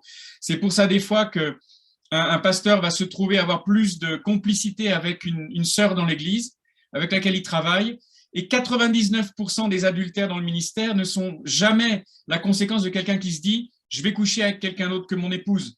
Jamais. Ça démarre toujours par « j'ai besoin de parler à quelqu'un qui va me comprendre ». Et je suis tellement desséché. Est-ce que simplement quelqu'un qui aura un peu de temps, un peu d'écoute, un peu de gentillesse et de fil en aiguille, c'est un processus que nous, on connaît bien en tant que thérapeute aussi. Il y a une connexion émotionnelle qui se fait, puis après, on prie ensemble, une connexion spirituelle. Il y a une exclusivité dont Rachel parlait. Puis ensuite, il peut y avoir un drame. Heureusement, ce n'est pas toujours, heureusement, mais il peut y avoir un drame. Mais c'est évidemment, le ministère va exploser en vol, et quand on travaille seul et que l'épouse est complètement désintéressée parce qu'elle a trop souffert, évidemment que tout ce que l'on va faire va s'en trouver affecté. Et quand on est blessé et en souffrance, sans qu'on en soit conscient et sans qu'on ait cette motivation, on va se retrouver soi-même à transmettre des blessures à d'autres et de la souffrance à d'autres. On va être plus dur, on va être plus cassant, on va être moins vulnérable, on veut se protéger et donc moins accessible, donc plus distant. Et il y a plein de cercles vicieux qui peuvent se mettre en route. Et vous ne pouvez pas amener votre troupeau plus loin que là où vous êtes. Le berger, le troupeau, il ne va pas grandir plus loin que ce que le berger. Il ne va pas les brouter dans des endroits où le berger ne l'emmènera pas. Vous ne pouvez pas emmener les gens plus loin que là où vous en êtes. Et quand il y a un grain de sable qui se met dans les mécanismes que l'on vient d'expliquer et ces fameux niveaux, eh bien, ça va arrêter la croissance de la personne elle-même. Ça va déclencher une dichotomie entre le personnage public et le personnage privé. Moi, j'ai du mal avec Facebook. Je vais vous dire un secret là, parce que la vie rêvée de Facebook, nous avons du mal tous les deux. La vie rêvée de Facebook, parce que dans notre ministère, il faut qu'on fasse attention de ne pas devenir cynique, mais la vie rêvée de Facebook, où on voit des gens que nous, on sait qu'ils sont en difficulté, et puis sur les réseaux sociaux. Ouais. Oui, la face de boucle, là, ça a l'air d'être l'amour parfait, etc. Quand on a un grain de sable dans ce qu'on vient de vous montrer, et comme Eric a dit, ce n'est pas le gros péché qui nous tombe dessus d'un coup, hein. C'est très subtil. On laisse un grain de sable s'installer, on fait sauter le sabbat, on ne prend pas du temps pour soi, on ne prend pas du temps pour son conjoint, etc. Le grain de sable s'installe et d'un seul coup, il y a une dissociation entre ma vie publique et qui je suis. Ce qu'il faut quand même que j'ai l'air bien, mais on ne s'en rend pas compte.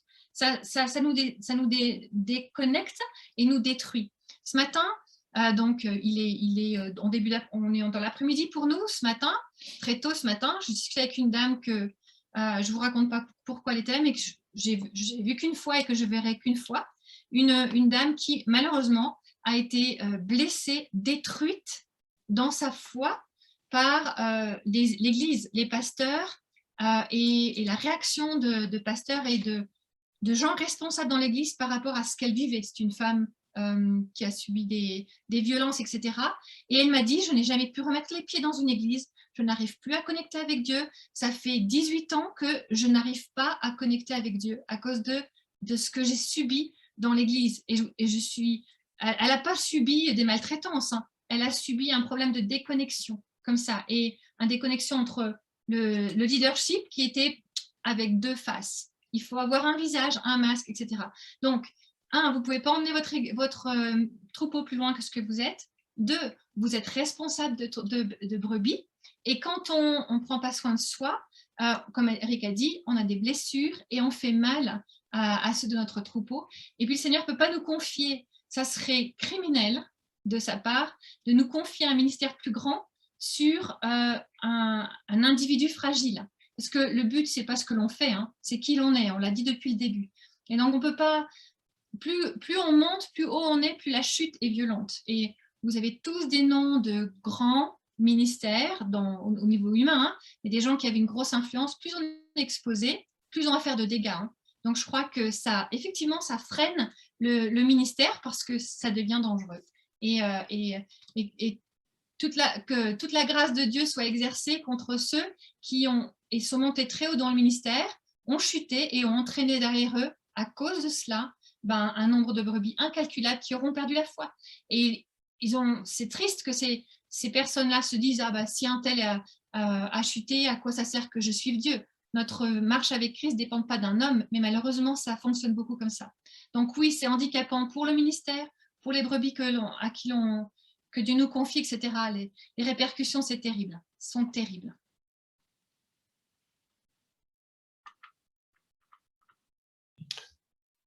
Merci beaucoup, hein, les amis. Vraiment, c'est vraiment chouette. Je ne sais pas s'il y a d'autres questions dans le chat, en fait, dans la discussion, s'il y a d'autres choses qui peuvent être partagées. Alors, moi, sur le terrain, aussi au niveau du travail, je me permets, si vous m'autorisez, deux remarques, en fait. Le terrain des confidences, c'est un terrain sain. Et je crois que quand Moïse a été là, Dieu lui a dit « enlève tes souliers », c'est un terrain sain. Donc attention, quand quand nous-mêmes on reçoit des confidences et tout ça, de bien les traiter avec cet égard, de dire que quand on nous parle à nous, des fois c'est pas à nous, c'est à Dieu, donc faisons attention à ça. Et je sais pas si c'est aussi une réflexion que je me faisais dans ma tête quand je t'entendais, quand on est aussi dans les confidences avec les uns et les autres. Je crois qu'on n'est pas tous calibrés de la même manière.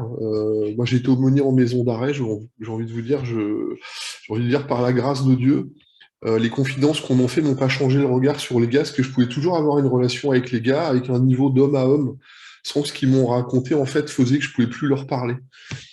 Par contre, il y a des confidences qui, des fois, chez nous, sont sur des terrains où on est fragile. Il faut être hyper vigilant sur des terrains où, à un moment donné, il faut passer la main quand on n'est pas... je pense qu'elle en parler, mais quand on n'est pas compétent, quand il y a domaine, on n'est pas en état, il vaut mieux passer la main et pas s'exposer plutôt que de s'exposer, dire à un moment donné, j'y vais, puis après je suis détruit par les choses que je veux porter moi-même parce que je voudrais y aller, quoi. C'est intéressant, Patrick, parce qu'à la seconde où tu le disais, j'étais en train de l'écrire. Donc, vas-y. Juste renforcer ce que tu viens de dire, nous, c'est une obligation légale ici aux États-Unis en tant que thérapeute, quand on a face à nous quelqu'un dont la problématique n'est pas dans le domaine de nos compétences, nous avons une obligation légale de le référer à quelqu'un qui va pouvoir s'en occuper et qui est professionnellement qualifié. Et je pense qu'on a une habitude depuis très longtemps qui partait d'une bonne intention, mais le pasteur, c'est l'homme orchestre qui va tout faire. Des annonces en passant par... On l'a tous fait, moi je l'ai fait, hein, les pauvres gens qui m'ont subi, hein, mais je faisais les annonces, je faisais chanter, puis après je prêchais, et puis après je répondais aux questions, quoi. Mais en fait, il n'y a rien de mal à ça, sinon qu'on n'est pas bon dans tous les domaines de la même manière. Et il y en a même où on a le droit de ne pas être bon du tout. Et donc c'est important que quand on est face à quelqu'un qui nous annonce une problématique qui nous dépasse, c'est une force, ce n'est pas un signe de faiblesse que de dire ma soeur, mon frère, ça dépasse mes compétences, je vais trouver quelqu'un, je vais te donner l'adresse de quelqu'un qui va pouvoir s'occuper de ton problème, je vais prier avec toi, mais ça dépasse, parce que ça dépasse tout ce que je peux faire. Parce que le danger, c'est que si on se dit, allez, j'y vais avec la grâce de Dieu, c'est qu'on peut faire du mal en pensant faire du bien. Mm-hmm. Et on l'a vu combien de fois. Je pense qu'au bout de 14 ans maintenant, nous sommes devenus des bons professionnels. Et il y a des cas qui sont complexes, il y a des cas qui demandent vraiment toute notre expertise, plus l'aide du Saint-Esprit, pour pouvoir discerner le vrai du faux, discerner le problème, ce qu'on appelle de présentation avec le problème souche, enfin, des tas de choses qui demandent de l'expertise, tout simplement. Et quand on n'est pas formé, nous on a été formés pendant plus de 2 ans, hein, à temps complet, quand on n'est pas formé, on risque avec les meilleures intentions de tomber dans des panneaux parce que la psychologie humaine est complexe, etc. Donc, super important d'avoir la force de dire ça dépasse ce que je peux faire, ce que je sais faire, je préfère te confier à quelqu'un qui va t'emmener plus loin. Et je pense qu'on en sort grandi soi-même quand on connaît bien nos limites et qu'on sait les respecter, quoi.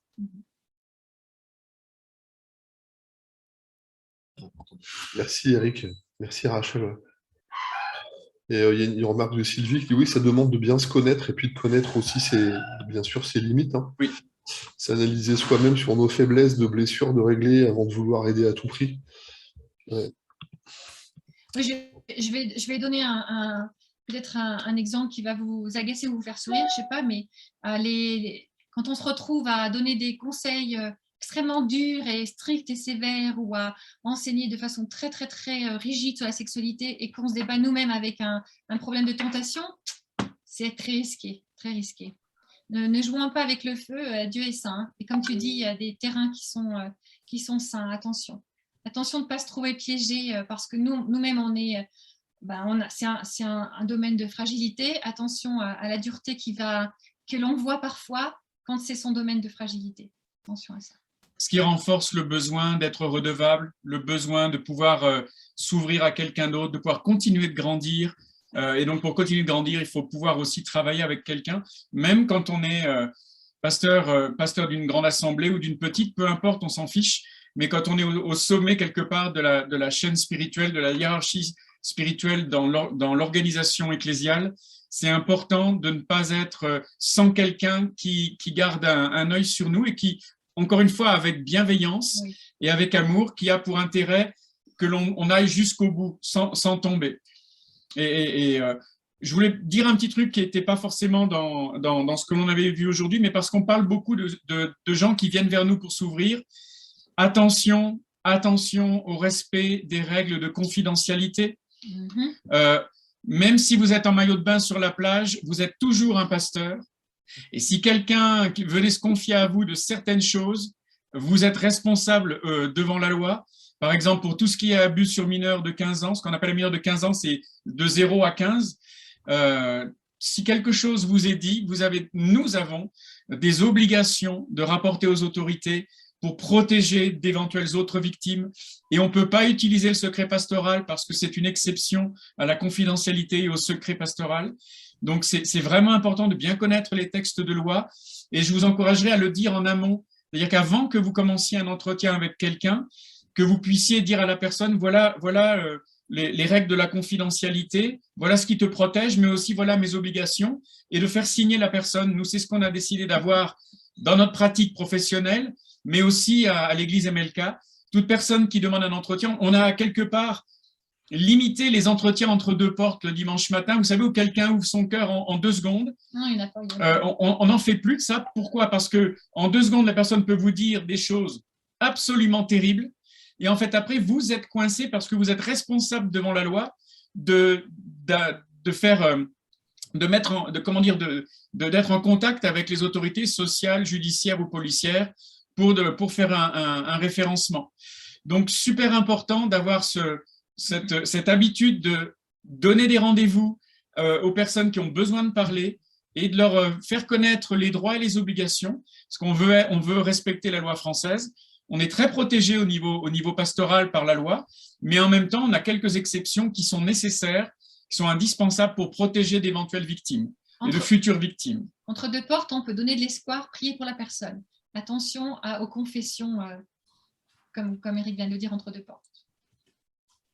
C'est l'ancien juriste qui parle, là ça va mieux sans le dire, enfin, ça va toujours mieux avec un écrit, parce qu'après c'est une parole contre une autre.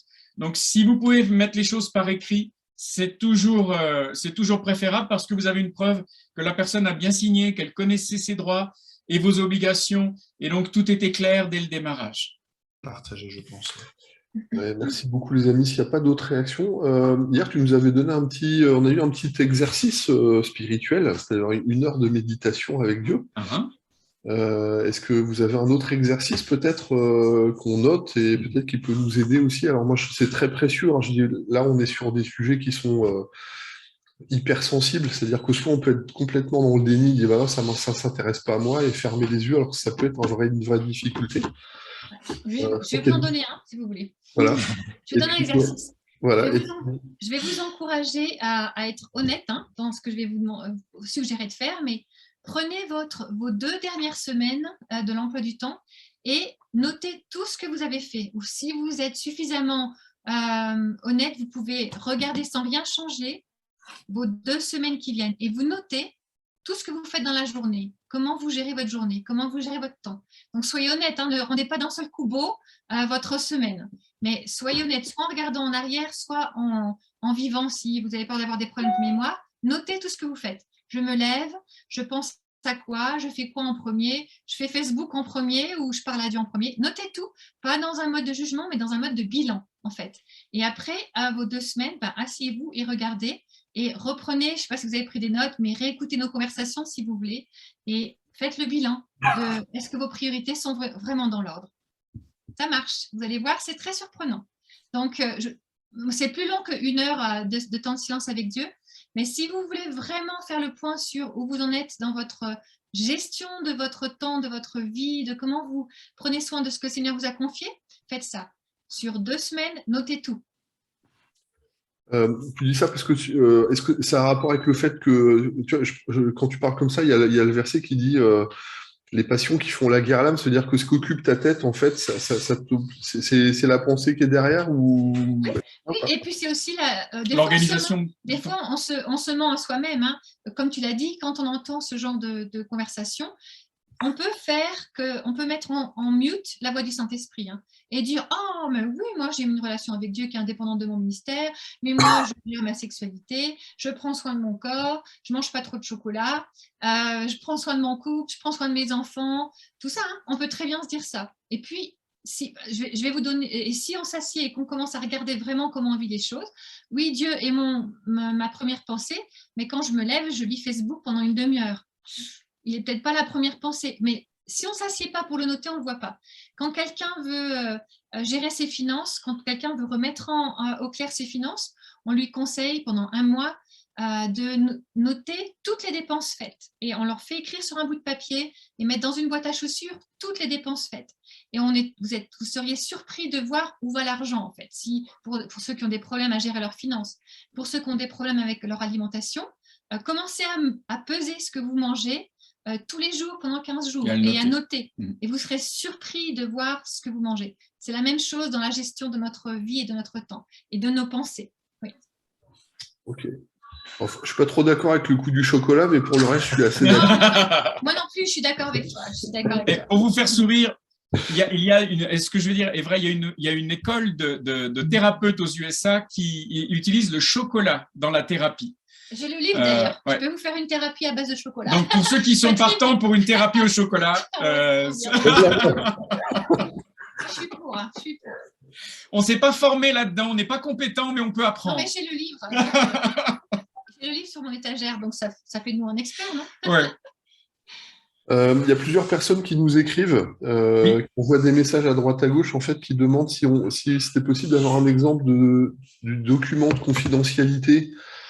Peut-être éventuellement ça peut aider, alors peut-être des choses adaptées, mais je pense qu'il y a plusieurs qui font remonter, ça les interpelle, donc c'est possible d'avoir ça serait une bonne chose apparemment. Ok, on va essayer de te faire passer quelque chose, Patrick. Merci. En fait, il faut voir avec Christine Pieuget. Mais oui. Patrick, il faut voir avec Christine. Okay. C'est elle la bosse. Voilà. Petite question, je voulais savoir, en tant que responsable de jeunesse, c'est pareil, vous parliez par rapport aux confidences d'adultes, mais lorsqu'il y a des enfants aussi qui nous donnent des confidences aussi, ou des jeunes, quel est notre devoir par rapport à... Est-ce qu'on doit aussi en informer le pasteur Voilà. Alors, bonne question. Hein. C'est une question très importante et merci d'avoir osé la poser. Oui, bien entendu. Dès l'instant que l'on est avec des personnes, ce qu'on appelle un mineur de 15 ans, c'est-à-dire de 0 à 15, il y a une obligation de rapport. Ça s'impose à nous. On n'a même pas à réfléchir et à se poser la question. On a l'obligation, elle est faite pour qu'on protège de potentielles futures victimes ou que l'on sorte une victime actuelle d'un contexte où elle est abusée d'une manière ou d'une autre. Donc, oui, on a une obligation d'aller prévenir le pasteur, mais on a une obligation, si le pasteur disait « non, je ne veux pas m'en occuper », il faut le faire, il faut s'en occuper. Là, il y a zéro exception. Hein. Quand vous avez une situation d'un jeune, d'un enfant qui vous dit je subis quelque chose, etc., il n'y a pas à réfléchir. Il n'y a pas à se poser la question. Donc, si vous avez un pasteur au-dessus de vous, responsable, il faut lui en parler. Si jamais, j'espère que ce n'est pas le cas, et il disait non, ce n'est pas possible, vous êtes quand même responsable de faire un signalement. C'est très simple pour faire un signalement. Ça peut se faire en ligne sur le site de la police ou de la gendarmerie de votre zone, en fait, et il y a un endroit où vous écrivez une note nous on le fait régulièrement, une note en disant écoutez, j'ai juste un signalement à faire. Patrick? C'est vrai que souvent les services de police n'ont pas pris ces choses au sérieux pendant des années, mais ça a changé. Il y a vraiment, on le voit déjà, les textes de loi vont plus loin dans les délais de prescription. Il y a eu un rajout de 10 ans pour les abus comme pour les crimes au niveau de ce qui est sexuel. Donc, on va dans le bon sens. Et par l'habitude professionnelle qu'on a, on peut vous dire vraiment que ces appels sont pris au sérieux maintenant, particulièrement par la gendarmerie. Il y a des officiers de police judiciaire, la police aussi. Il y a des OPJ qui sont affectés à ce genre de dossiers, qui vont les traiter, qui vont vous rappeler. Et ils savent comment faire en étant discrets. Hein. Voilà, signalement au 119. Voilà, signalement au 119. Ils savent comment faire pour être discrets. Même s'il y a des délais de prescription qui sont déjà atteints, c'est toujours bon qu'il y ait un signalement parce que ça peut rentrer dans l'instruction d'un autre dossier qui, lui, n'est pas prescrit. Donc, bref, c'est vraiment important qu'on prenne conscience de cela et qu'on le mette en pratique, hein, vraiment. Et en fait, par rapport à l'attitude à avoir envers le ou la jeune qui se confie finalement, c'est vrai qu'en fait, on n'y pense pas forcément. Un jeune qui se confie en nous, qui vient nous voir, à le prévenir, de dire bon attention à ce que tu vas me dire ou voilà, c'est pas toujours évident. Je sais pas quels conseils vous pouvez nous donner à ce sujet-là. Alors. C'est des habitudes à mettre en place en amont. Au début d'année, en début de camp. Ce sont des choses à dire. Faire signer ces papiers-là. Ce sont des choses à dire, c'est un message à faire passer aux jeunes. Mais la plupart du temps, quand un jeune se confie, c'est un appel au secours. Hein. Même si après l'engrenage qui démarre, il y a des erreurs et tout n'est pas parfait, et tout n'est pas parfait en France à ce niveau-là, etc. Mais il y a quand même des situations où le perpétrateur est arrêté, l'enfant ou le jeune peut être aidé. Donc oui, c'est des habitudes à prendre et à mettre en place. Il vaut mieux se tromper, faire un signalement qui ne sert à rien et après enquête, les services de police se rendent compte qu'il y avait rien, c'est pas grave. Mais il vaut mieux prendre ça au sérieux parce que malheureusement souvent les enfants sont des victimes que l'on a trop souvent ignorées même au sein de l'Église et que l'on n'a pas considéré. Parfois même, il pouvait devenir ça pouvait être une double peine pour la victime. Hein. Donc, c'est très important d'être sérieux là-dessus. Et par exemple, je vous encouragerais en début d'année, quand vous demandez dans les membres pour les camps ou les colos ou bien l'église, quand vous avez des adultes qui veulent servir auprès des enfants, que ce soit la petite enfance, jusqu'à 18 ans, hein, tous ceux qui touchent le groupe de 0 à 18 ans, vous devez exiger un extrait de casier judiciaire de chacun et chacune d'entre eux, hommes et femmes. Parce qu'il y a des femmes qui, eux aussi, sont auteurs d'abus. On en parle très peu, mais ça existe aussi. Et les pédophiles sont très doués avec les enfants, hein, bien entendu. Hein. Ils sont très doués dans l'enseignement, l'encadrement, les enfants les aiment, etc. Hein. Et c'est vrai que de faire de la prévention, c'est important parce qu'un enfant, l'abuseur va lui dire c'est quelque chose de précieux entre toi et moi, c'est juste toi et moi, tu vois, parce que tu es vraiment quelqu'un de tellement bien et tu as des qualités et il va créer cette emprise et des fois il faut un certain temps pour que l'enfant ou le jeune se rende compte que c'est un abus. Donc oui, expliquer tout cela, en parler, c'est pour ça qu'il faut parler de sexualité de façon équilibrée en fonction de l'âge, mais il faut parler de cela avec nos jeunes, parce qu'on a les chiffres sont effrayants et les vies abîmés par les abus sont effrayants. Surtout avec les confinements qu'il y a eu en 2020, je peux vous assurer qu'il y a déjà plus de 30% d'augmentation des signalements d'abus sur enfants à cause des confinements. Et ces enfants peuvent être dans nos églises et ils ont besoin de l'amour de Jésus, ils ont besoin d'adultes équilibrés qui vont prendre soin d'eux aussi. Et vous savez, on a souvent bénéficié, mais je dirais d'une mauvaise façon, d'une zone grise de l'application de la loi et de jurisprudence très grise en France, où il y avait plein de choses qui n'étaient pas contrôlées, qui étaient permises. Et je vais être franc avec vous, moi je prie pour que ça s'arrête, ces zones grises, parce que ça s'est toujours fait à l'avantage des bourreaux et au détriment des victimes. Et nul n'est censé ignorer la loi, ce qui veut dire que quand on est en responsabilité d'enfant, on est censé connaître la loi, les lois qui les protègent. Et donc, c'est très important, même si malheureusement, la majorité sexuelle a été descendue, je crois, à 15 ans en France, qui pour moi est une horreur absolue. Mais c'est comme ça. Mais même si on a des textes de loi comme ça qui sont très laxistes, il y en a quand même qui protègent, et heureusement, la petite enfance. Et on ne peut pas dire « je ne savais pas ». Donc, c'est vraiment important, en tant que responsable spirituel, d'être au courant de ces lois et puis d'avoir un protocole en début d'année, en début de camp, en début de colo, de faire signer les jeunes et les parents et puis après de travailler avec. Et pour faire un signalement, il faut un nom, bien sûr, de l'abuseur potentiel et des faits, une description, quoi. Si un enfant dit « il y a quelqu'un qui m'a touché, mais qui vous donne rien d'autre », bon, c'est trop vague. Mais si on dit « il y a le moniteur de l'autre classe qui a mis son doigt là, ben là, vous avez tout ce qu'il faut. » Maintenant, est-ce qu'il faut aller vérifier que le gars il est en train de le faire? Non, il suffit que l'enfant le dise. Voilà. Alors, on se retrouve dans des situations. Peut-être que je peux donner l'exemple de toi, ce que je veux dire. Non. Des fois, c'était pas une vraie situation. Je vais vous donner un exemple où c'était pas une vraie situation. Ah, ok. Oui. Mais c'est pas grave, il faut le faire quand même parce que si pour toutes les fois où c'est des vraies situations, ben, une fois, une femme de pasteur me dit mon fils de 7 ans a abusé d'une jeune dans l'église. Ben voilà quoi, j'étais coincée, moi j'étais obligée de faire un signalement. Je lui ai dit, on a fait le signalement ensemble, etc. En fait, c'était une dame un petit peu puritaine et son fils sortait avec une jeune de l'église, quoi. Donc il sortait avec, mais il n'avait pas abusé d'elle, mais il sortait avec et il n'y avait pas eu de situation d'abus, mais pour elle c'était un abus parce qu'ils sortaient ensemble. Ils s'embrassaient. Ils s'embrassaient. Mais il y a eu une enquête, etc. Et en fait, c'était pas du tout une situation d'abus. Mais moi, en tant que thérapeute, j'étais coincée. Elle me dit, mon fils de 16 ans abuse. Elle l'avait écrit, je pense en plus. Elle l'avait écrit. Mon fils de 16 ans abuse d'une jeune de l'église. Ben, j'ai pas besoin d'aller vérifier si c'est vrai ou pas. C'est trop subjectif, en fait. C'est pas ton rôle. C'est pas mon rôle. Donc, que ça soit vérifiable ou pas, si on a un vocabulaire, un verbiage qui dit qu'il y a abus sur un mineur, il faut réagir. Ouais, ça réagit, hein. C'est bien, oui. Oui, bien sûr, que les parents en parlent, bien sûr, oui.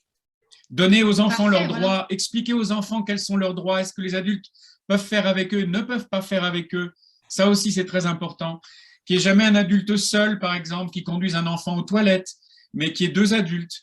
Je sais bien que parfois c'est un peu compliqué, hein, mais malheureusement, on en est rendu là.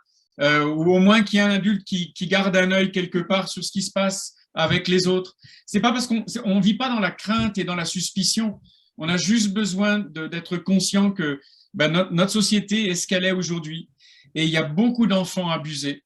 Et c'est important que l'Église soit un lieu où ils se sentent à l'abri, protégés, et où rien ne puisse leur arriver autant que faire se peut, quoi. Ça peut faire un autre sujet de Zoom. Hein. Je vois David qui conseille un livre, David Massaforti qui conseille un livre, etc. Ça peut être un autre sujet de Zoom de formation. C'est tellement important ce thème-là.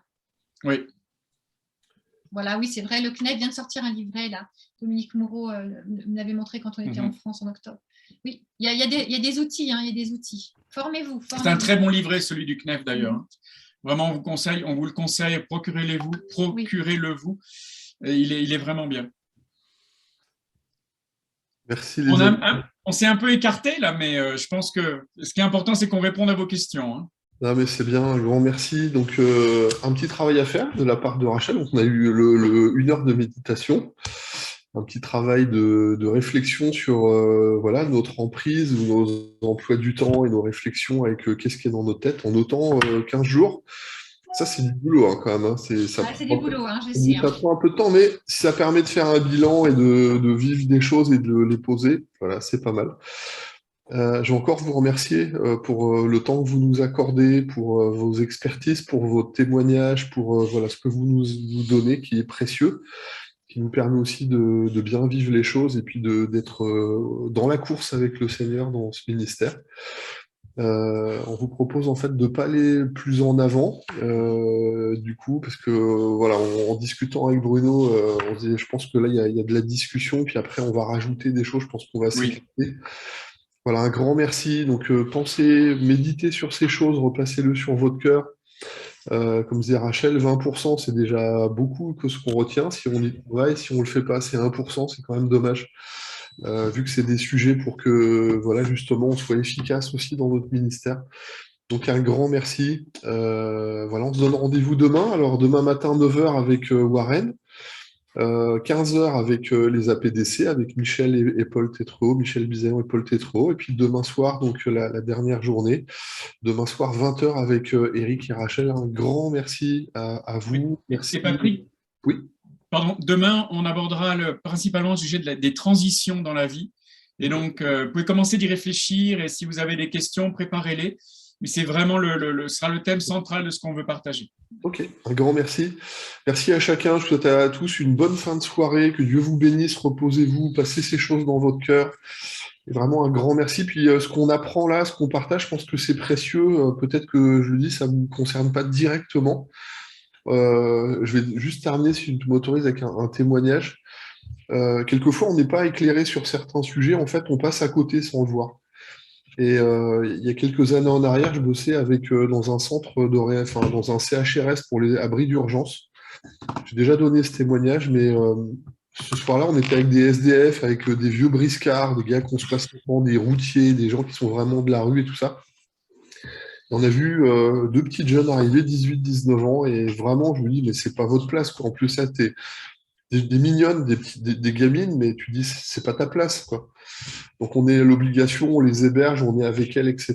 Et puis je dis, mais c'est pas ta place, qu'est-ce que tu fais là? Alors on discute un peu, moi je discute un peu avec elle à l'époque, j'étais jeune converti, donc vraiment je disais embrayer pour dire, je priais pour elle, je leur disais pas, mais je priais pour elle, je discute avec elle, et au bout d'un moment, il y en a une qui m'a dit, bah moi en fait, pendant des années j'ai été violée, je m'étais promis quand je serais majeur, je me barrerais de chez moi, et c'est ce que j'ai fait avec ma copine.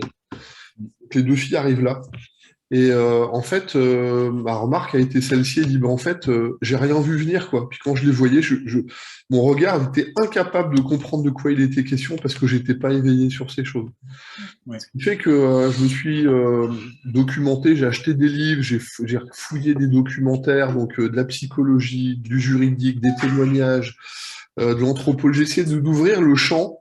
Et en fait, en regardant dans ces témoignages, je me suis rendu compte que autour de moi, c'était pas une personne, c'est pas deux personnes, c'était 8 personnes. J'essaie de mettre les bons doigts là, 8 personnes.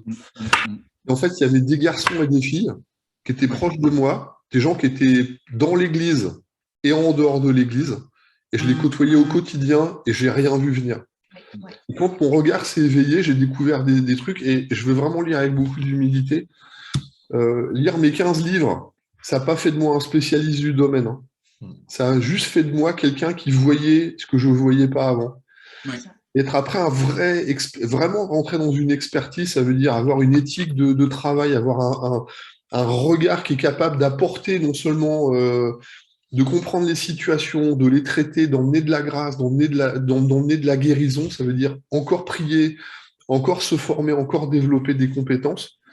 Mais en tout cas, je bénis Dieu parce que ce jour-là, je me suis dit, et je le dis, j'étais juste à côté et je ne le voyais pas parce que je n'étais pas calibré pour le voir. Donc là, on éveille notre regard pour se calibrer sur des choses, non pas pour pointer, mais pour, à un moment donné, demain, prier pour les choses, tendre la main pour aider et faire en sorte qu'il y ait le minimum de casse. Il y aura toujours de la casse parce que le cœur de l'homme est comme ça, on tombe toujours du côté vers lequel on penche, malheureusement. Et tout ce qu'on peut faire pour aider des situations et éviter la casse, eh ben on veut le faire. Et si on éveille les pistes et puis que Dieu nous donne grâce et nous ouvre les yeux sur ces sujets, eh ben tendons la main, faisons ce qu'on peut et puis on demande la grâce de Dieu et puis on passe la main. Si je ne sais pas traiter, ben, je peux prier pour ça. Voilà. Moi, je suis nul en musique, mais en tant que père, je suis responsable des choses. Ma fille fait du violon, je ne peux pas lui donner des cours de violon, mais je peux choisir les meilleures écoles pour ma fille. Et ça, c'est ma responsabilité par contre. Voilà. Vous voulez prier? Je ne sais pas si j'ai vu Robert qui est là, tu es peut-être encore avec nous, Robert. Je sais que tu as un regard éveillé aussi sur un certain nombre de situations, sur le social et tout ça.